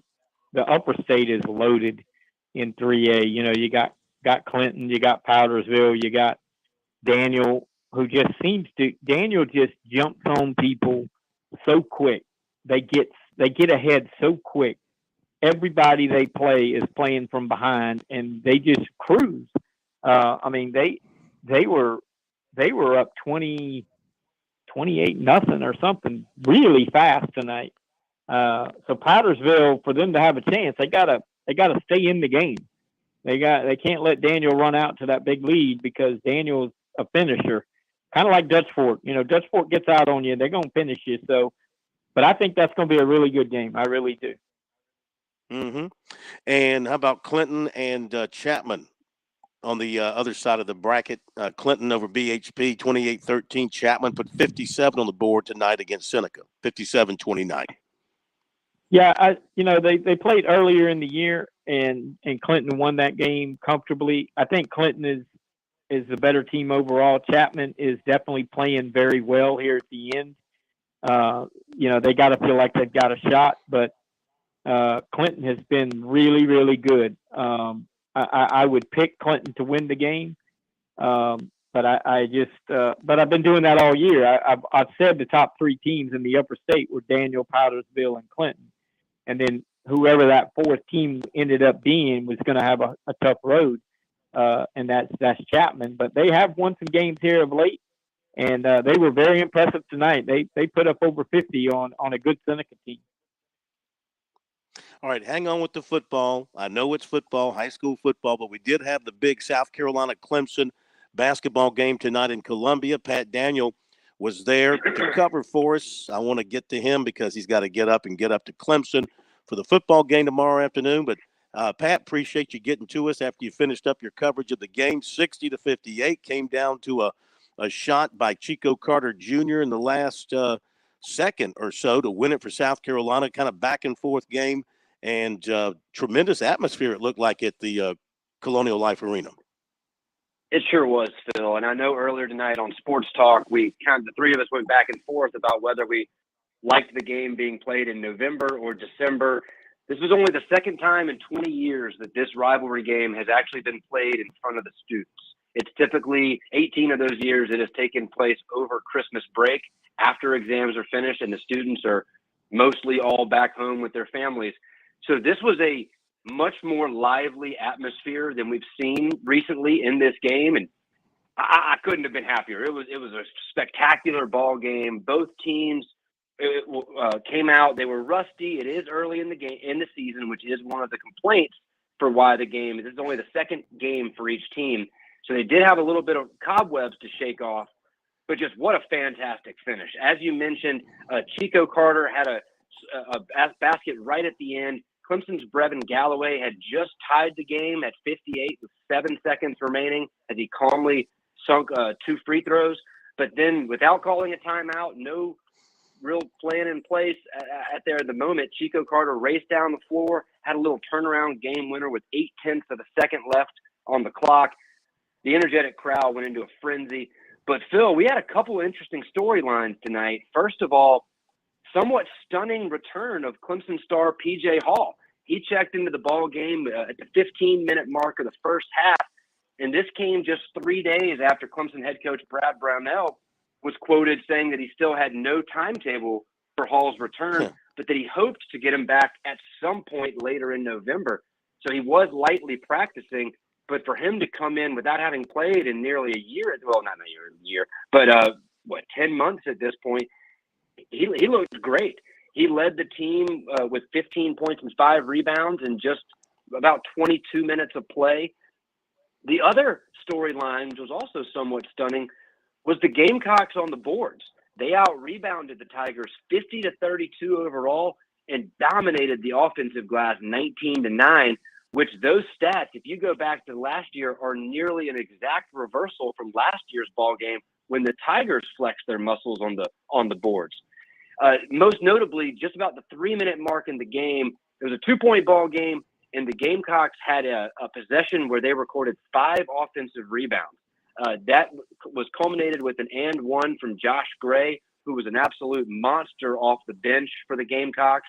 He came out and had 10 rebounds, I believe it was 6 points off the bench, and he was a nice little spark plug for them as well. And Phil, remember about a month ago at an introductory press conference, Coach Paris told us that he expected his defensive scheme to be the toughest aspect of his system for his team to figure out, saying it's a very complex defense, and he thought that it would be kind of a work in progress, which may have frustrated Gamecock fans because that sounds an awful lot like what Frank Martin said in years past. But after the game, Coach Paris was ecstatic. He was just very proud of the defensive performance from his team, their performance on the glass. Clemson runs a fairly complex offense with a lot of cross screens up at the top of the key.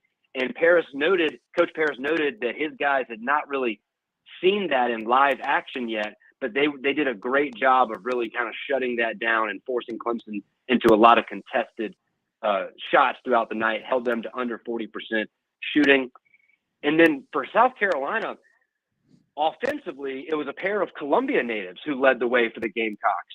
First of all, Chico Carter, yes, he went away, but now is transferred back. This is his second year for the Gamecocks. He played at Cardinal Newman. He not only had that game winner, but he also had 16 points on 6 of 9 shooting, 4 of 6 from 3.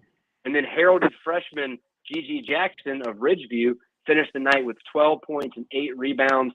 Coach Paris mentioned after the game that he looks to have a bit more consistency from Gigi, but at times when he's on, he is on. Nobody can stop him, and it's certainly to be expected for somebody right out of high school to maybe still be feeling it out throughout the game. Won a ball game, yeah, and you're right. The setting turned out to be tremendous. I don't know what the attendance turned out to be. Did you catch a figure on the attendance? I'm hesitant to give you a number because the different numbers that I heard were so different. I just found it. 13,380. The official listed attendance, 13,380. That's pretty doggone good. Pretty doggone good. The lower bowl was very full. The upper bowl had a number of people up there. But what really stood out was the student section. They were very loud. They were screaming. They were waving their towels. It was a very raucous atmosphere at the CLA. Yeah, and I imagine Clemson, perhaps hosting next year, will want to do the same thing, play it when their students are in and not away on Thanksgiving or Christmas break. Pat, great job. Great report. Thank you so much. Enjoy the game up at Clemson tomorrow, and we'll talk to you sometime tomorrow. We appreciate it. Sounds great, Phil. Pat Daniel, story on the USC win over Clemson tonight over the Colonial Life Arena. 13,000 plus. Wow. That's kind of eye-opening if you ask me. Got to hit a break. We'll come back with more of the high school scoreboard in just a moment.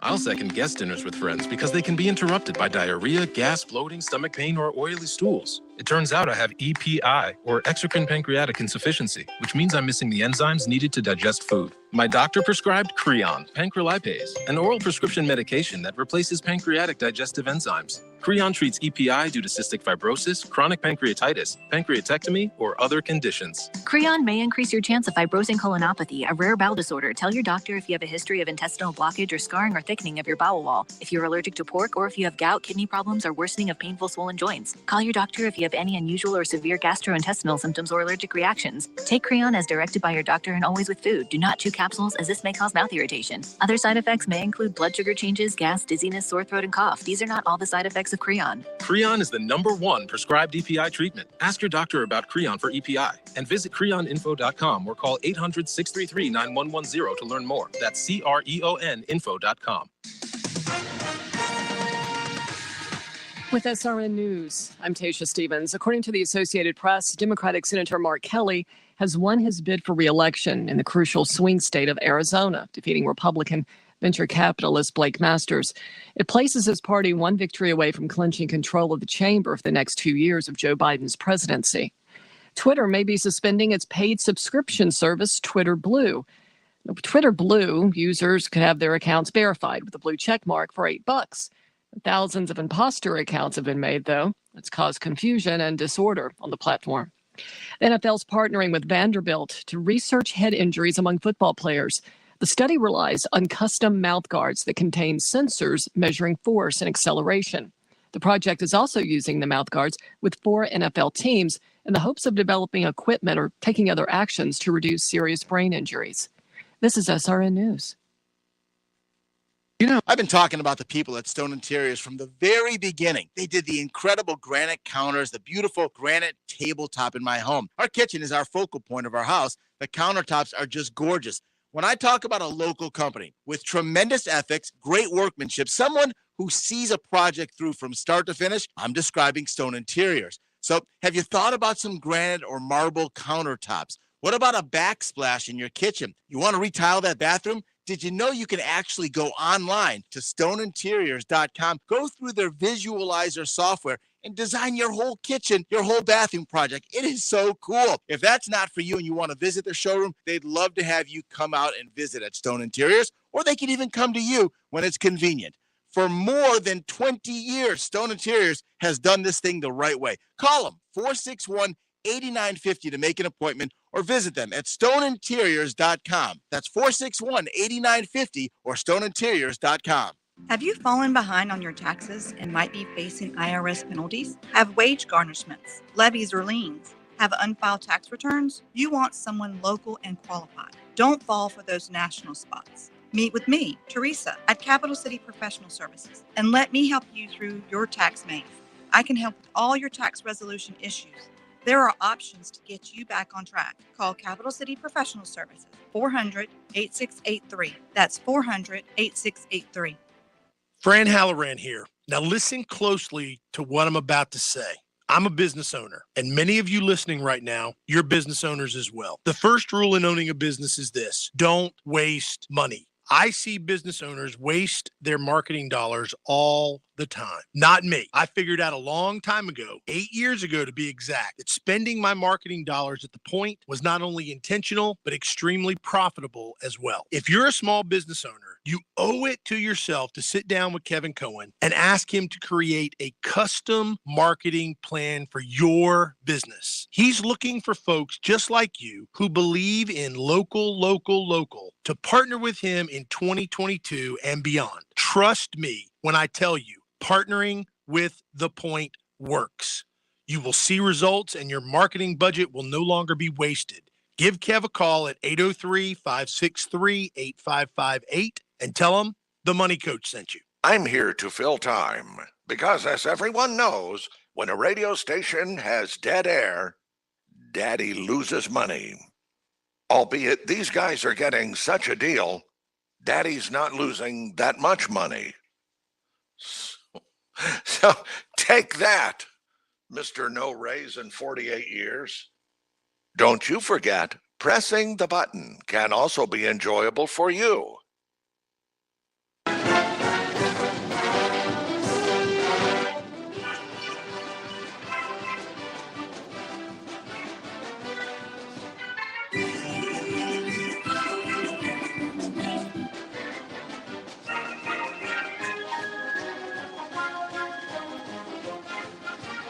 Thanks again to Pat Daniels for that fantastic basketball update. David, did you enjoy that basketball update here on the high school football scoreboard?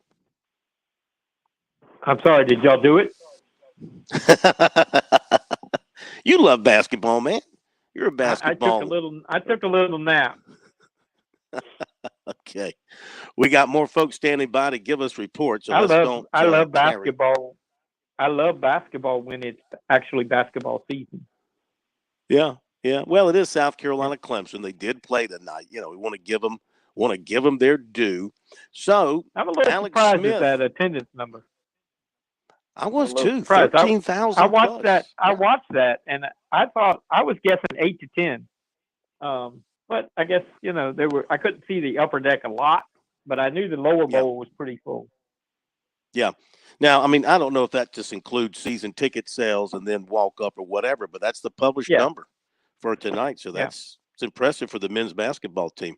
Okay, we got some guys standing by, and Lou, you stand by too, because we've got Alex Smith.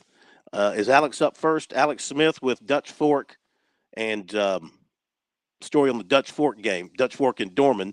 But we'll get to you too, Lou. So hang in there. Okay, let's go to Alex. I've already mentioned Alex. So Garrett, you hang on. We'll get back to you in a second. Alex, welcome in, sir, and give us your take on that game tonight with Dutch Fork taking down Dorman.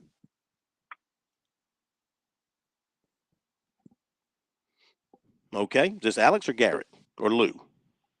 Hello? Who is this? This is Alex. Good. That's who we want. Alex, go right ahead, sir. All right. You're on the air. Go right ahead. Yes, sir. Yeah. Dorman obviously had a tough test in front of them tonight, taking on Dutch Fork on the road. It was a tight game early, but Dutch Fork running back Jarvis Green had a couple of really big runs in the first quarter. Dutch Fork got a lead, kind of never looked back. Dorman made it close in quarter number 3. But then, Dutch Fork Green again busted off a 70-yard touchdown run in the fourth quarter to put this thing away. The Cavaliers just kind of dug themselves a hole tonight they could never really dig out of. And Jarvis Green is just amazing. Over 300 yards from scrimmage, and he made the big runs, especially on third down when he needed them. And this Dutch Fork team, a credit to their defense as well. The Cavaliers came in averaging near 40 points a game. And managed just 229 yards of total offense tonight, did Dorman. So with Dutch Fork's defense and their big-time running back, there was very little the Cavaliers could do tonight against the Silver Foxes. But that's all we hear. Jarvis Green, Jarvis Green, Jarvis Green. Man, somebody in the state needs to wake up, huh? Well, nobody's tackled him through 12 games. Good luck to the Spartanburg Vikings, who are next. Hey, thank you so much for the report. Great job all season long. Really appreciate it. And we'll talk to you again soon. Thanks so much, Phil. Thank you, Alex. Okay, that's Alex Smith on Dutch Fork and Dorman. So now we go to Garrett. We have Garrett Mitchell with a story on the Woodruff-Daniel game tonight. Daniel continues to blow people away, and they took care of Woodruff tonight. It was big, 55-17. Garrett, welcome in. And, boy, you just got to sing the praises of Daniel. They just keep beating people, extending that winning streak. Right, Phil, you really do. Daniel, they're a tremendous football team, and their quick strike capability really, I think, is probably once you see them is what stands out. I think Daniel had 21 points on the board and had ran maybe 5 or 6 offensive plays in the first quarter. But and I tell you what, there's really not too many positive things you take away from 55-17. But I can say this for the Wolverines: they moved the ball very well offensively for most of the night. I was actually sitting here while I was on hold, waiting to come on, adding up my notes and stats from tonight.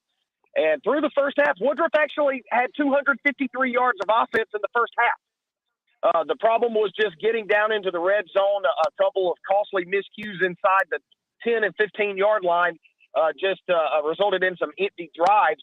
So I think Woodruff could probably come away saying, they gave it their best shot tonight. But, the fact of the matter is you've got the Daniel Lions, who have won 2 consecutive 3A state titles. Tonight was their 36th win in a row. And, frankly, there's a reason why they put those numbers up. And there's a reason why they won as many games in a row as they have. They're a very talented team, athletic, fundamentally sound, and they do what they have to do to win. So, I think you hold your heads high because, get in line. There's been a lot of other teams, go into Central South Carolina and suffer the same fate. Yeah, no question about it. 36 in a row, and they show no signs of letting up. What do you think Powdersville's got waiting for them next week in Daniel? Man, so I'll tell you what, I don't even want to speculate on how that game may turn out. It's safe to say I think it's going to be an outstanding contest because when you look at these two teams, in a lot of ways, they're really mirror images of one another. Daniel, I think, is probably more pass-heavy offensively. Powdersville, of course, has a very talented running back. I think they keep it on the ground a little bit more, but they still will probably look to throw it 30 times or so over the course of a ball game. And so you've got two teams that both average right at or just a little bit over 50 points per game, and two teams that have, when you look at the numbers, are pretty stingy defensively. And so this is really, to me, is a game that's too close to call. If you were asking me to rank my top 2 3A teams, I would certainly have Daniel in that number 1 spot. And I would honestly be very hard-pressed to not have Powdersville at number 2. So I don't get a vote, but if I did, that's probably how I would line it up. And these are just two outstanding teams, and I might even say it could be the statewide game of the week next Friday. Well, we're looking forward to it. And if you get to a game next week, let us know. Call us up. Otherwise, enjoy your off season, and we'll talk to you next year if we don't hear from you again this year.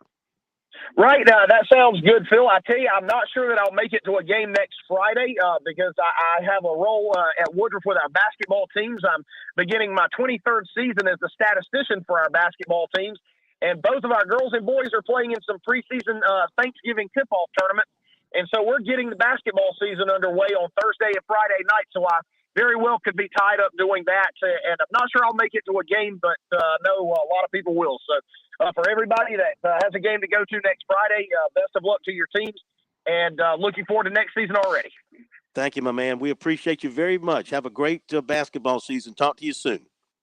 That sounds good, Phil, and you have a good one.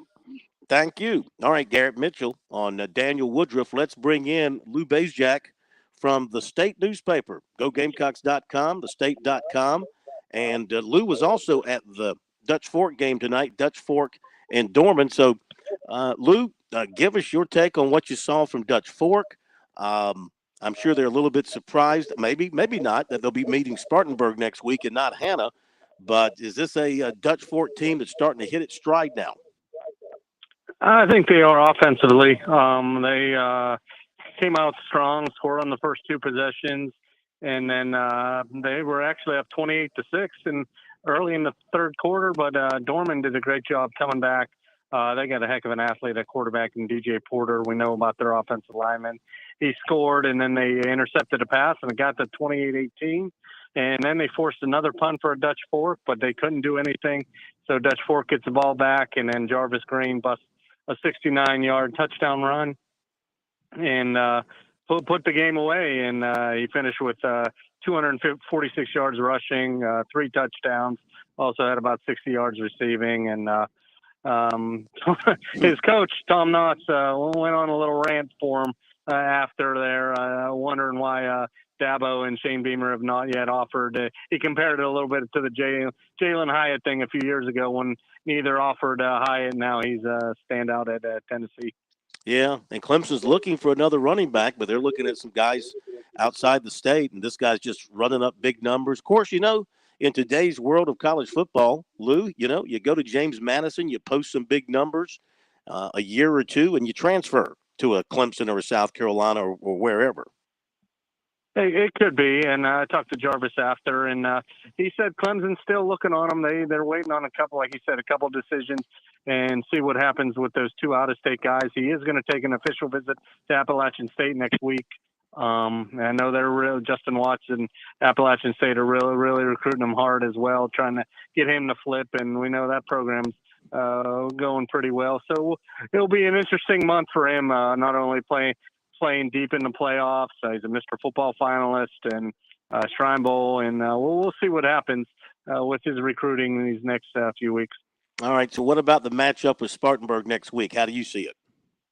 Well, they played August 26th, second game of the year. Liam Appler, the quarterback, he got hurt that game, so Dutch Fork had to mainly go with a Wildcat with Jarvis Green and Landon Danley. I think Green had almost 300 yards rushing in the game, but Spartanburg came back, took the lead, but Dutch Fork hit a field goal as time expired to win 27-25. So I know Dutch Fork's offense is a lot better than it was then, and same with their defense. So we know Spartanburg, though, they can throw it with Raheem Jeter, and I think it has a chance to be a really good game. Dutch Fork will be hosting it, so we'll see what happens. Next week should be one of the better games in the state next week. I agree, and you got a busy day tomorrow. Which game or games are you going to get to tomorrow? I'm going to hit two. I'll hit Benedict at 2 o'clock as the Tigers look to win their first SIAC championship and finish off unbeaten season and maybe get a bye going in the Division II playoffs, and then hit Flora in Hartsville tomorrow night. Wow. That's the man. We appreciate you very much. Thank you for being with us. Everybody can read your stuff in the state. Subscribe to the state and thestate.com, and online follow Lou at Lou Basejack. Is it simply LouBasejack.com? No, it's Lou at the State on Twitter, and yeah. Lou at the and State. thestate.com. Yeah, at www.thestate.com. That's right. I combine the two. Gotcha. You have yourself a great night, a great weekend. We'll talk to you next week from one of the games. All right, Phil. Thanks. Thank you very much. Okay. Nice run of reports there from the guys. So let's hit the break, and we'll come back and give you the final scores tonight. Also, a couple of minutes from USC basketball coach Lamont Paris as he talks about the win over Clemson tonight, and final thoughts from David on tonight's action and looking ahead to the third round next week. Things were interesting tonight. There's no question about it. Things got interesting tonight. They get even more interesting come next week for sure. And we'll be back after this break. Show your team pride wherever you go with Founders Federal Credit Union's collegiate debit cards. Get your University of South Carolina and Clemson University debit cards at any Founders office or by calling 1-800-845-1614. Plus, our debit cards are digital wallet ready, so you can pay however you please. Not a member? Visit relaxjoinfounders.com or one of our 37 convenient locations to see if you qualify for membership. Terms and conditions apply. Founders Federal Credit Union is federally insured by NCUA. In Columbia, South Carolina, game days are our specialty. Whether you're watching the game from inside the stadium or from the big screen at your favorite local spot, the energy remains the same. Craft the perfect fall Saturday in a city where there is plenty of action on and off the field. From tubing and kayaking to Soda City to rooftop restaurants and plenty barbecue. We're ready when you are. Plan your weekend at experiencecolumbiasc.com.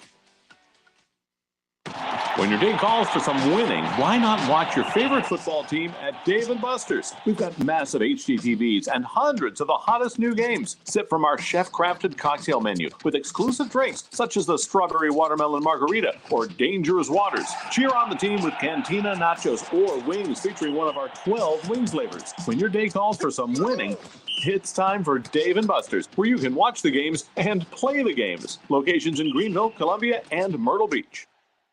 Touchstone Energy cooperative members save more on electricity, and members save more on insurance, groceries, healthcare, restaurants, travel, concerts, and sporting events through Co-op Connections. Touchstone Energy is an alliance of the member-owned electric cooperatives, and as a member, the power is yours. Experience the power of co-op membership with Touchstone Energy and find out how much you can save on electricity and a whole lot more at touchstoneenergy.com.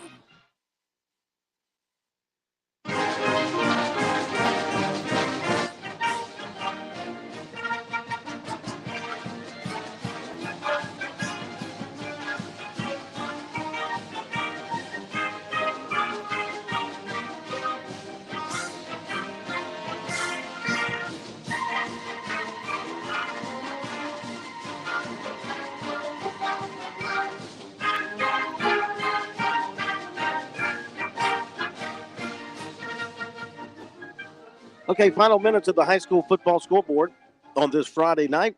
Round 2 of the high school football playoffs. Let's see. We did the 3A. We go to the 2A. Abbeville beat Newberry 49-7. Saluda over Gray Collegiate 23-16. Everything else is tomorrow. How about Saluda knocking off Gray tonight, David, and the way Abbeville handled Newberry? No big surprise there, the way they did it.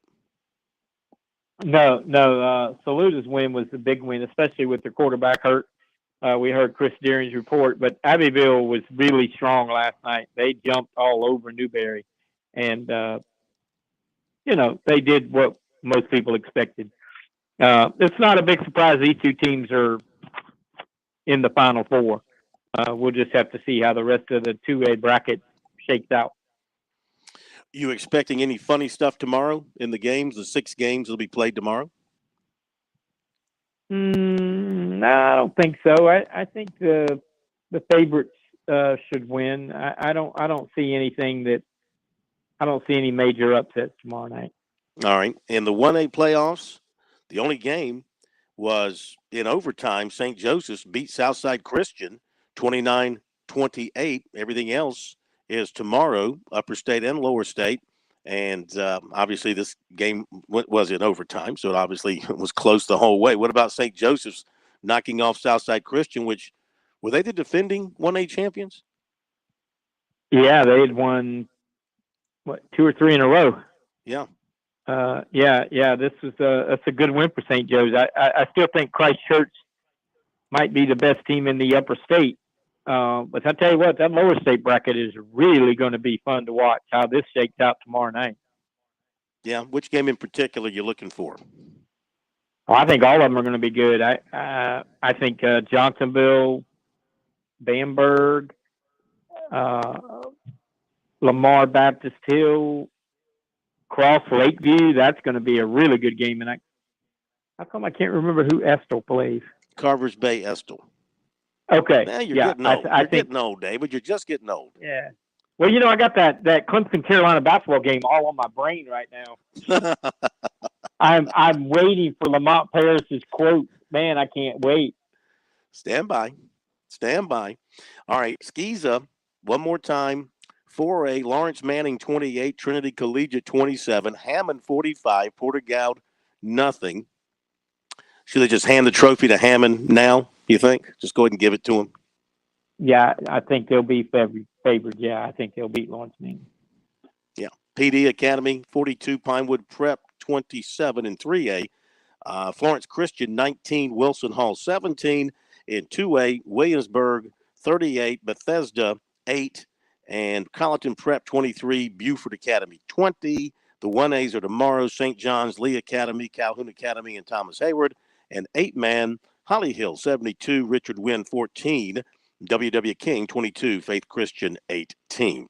Yeah, here's a couple of minutes with USC coach Lamont Paris from a little earlier tonight after in his first meeting with Clemson. His Gamecocks got the last-second shot, and they beat the Tigers in Columbia. Here's a couple of minutes of what he had to say about it afterwards.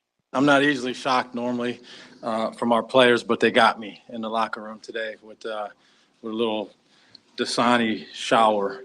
So, but it was okay. It was a little warm in there tonight anyway, so I needed it. But what a great game. College basketball is here officially, right?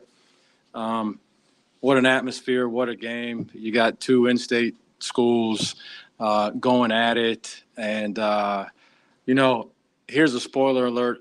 People aren't going to like to hear this. I've known Brad Brownell for a long time, and he's a good man. He's a good coach also, but he's a really good man. And it was funny when I got the job, he called me immediately and told me, he said, hey, we're not allowed to be friends anymore. So, it makes it tough but fun and exciting at the same time to compete with somebody that But he's a really good coach. He had them ready, obviously.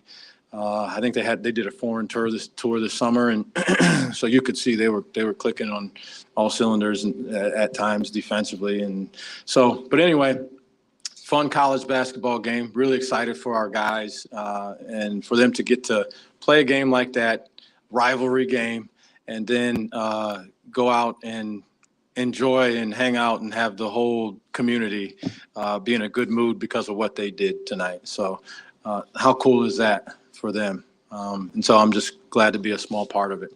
I didn't do much. I did a lot of cheering and talking to the officials, but I still finished with 0 points. Questions for Coach? Let's go to John on the left, and then we'll come to Michael. What did you see on the last possession that resulted in Chico's shot? Is that what you wanted to see? And how much have y'all been able to rehearse those kind of late game deals? Yeah, the ball went inside the rim and hit all of the net. That's exactly what I wanted to see. But yeah, we were in the timeout before. We had talked. They were making some changes. We tried to make a substitution, which ended up being a little too late, so we had to go back with our other lineup in there. But we were set on getting a stop, and that's what a lot of the talk was about. What we wanted to do. Hall's a heck of a player, obviously, to be out with an injury as long as he was, and then come back and lead them in points tonight, and looked like he had been playing for months.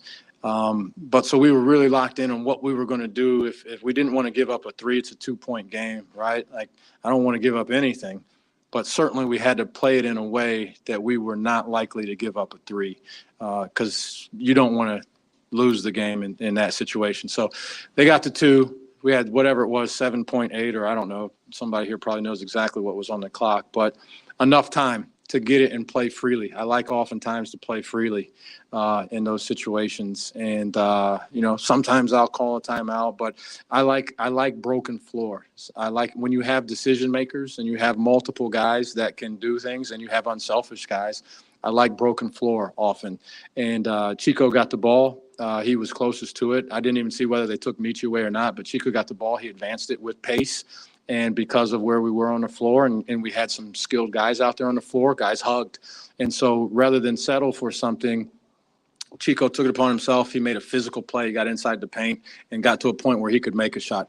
You get that close to the basket, you can make shots even off balance or contested shots. You can't do those from the three-point line. So it was good to see him put his head down, embrace a little contact, and just get in there and try to make a play. And he got a good shot off, a shot that obviously he can make, and it went in. So it was a great individual play by him, but it was a good job of the rest of our guys spacing to places where they made the defense spread to where he was playing one-on-one, essentially. Okay, that's Lamont Paris after the Gamecocks win tonight. Tough loss for Brad Brownell and the Tigers. Great win for the Gamecocks, but you know what? It's November basketball. It'll be forgotten in a couple of weeks. If you win more games or you start to lose some games, it'll all be forgotten about. But for now, a good moment for the first-year Gamecock head coach. Okay, David, couple of minutes left. One team, one cause. You had your basketball. You love basketball. You just put on a basketball event for one team, one cause. I did. We had 7 games on Tuesday and 6 games on Wednesday. Very well received. I got a lot of information out to some kids, talked to some parents who, it was really good because they were asking me what one team, one cause was. So it gave me an opportunity to speak with them and tell them what I was doing. And it was very well received. And I think I'm going to get a lot of speaking engagements out of it, which is what we were trying to do, is just create awareness and use the basketball as a venue, as a way to get people in the gym. It was well attended. I didn't get any negative comments, I felt like it went very well, and we've already got plans for next year. Going to do something bigger. Going to probably do a weekend thing and do real games, like have preseason tournament. But it was well received, and I was very happy. Well, we thank you for your contributions tonight, and they were fantastic. You rest up. We'll get ready for next week. Round 3 should be a lot of fun. Thank you, David. Have a great weekend. Okay, man. No problem. Thank you, J.P. Barry. Great job back at our studios in Columbia. We appreciate you. Thanks to everybody that called in, and thanks to all of you who joined us tonight. Have a great weekend. Weekdays from 7 to 9 on The Point. It's Kev and Brian in the morning. The news, the traffic 4 times an hour.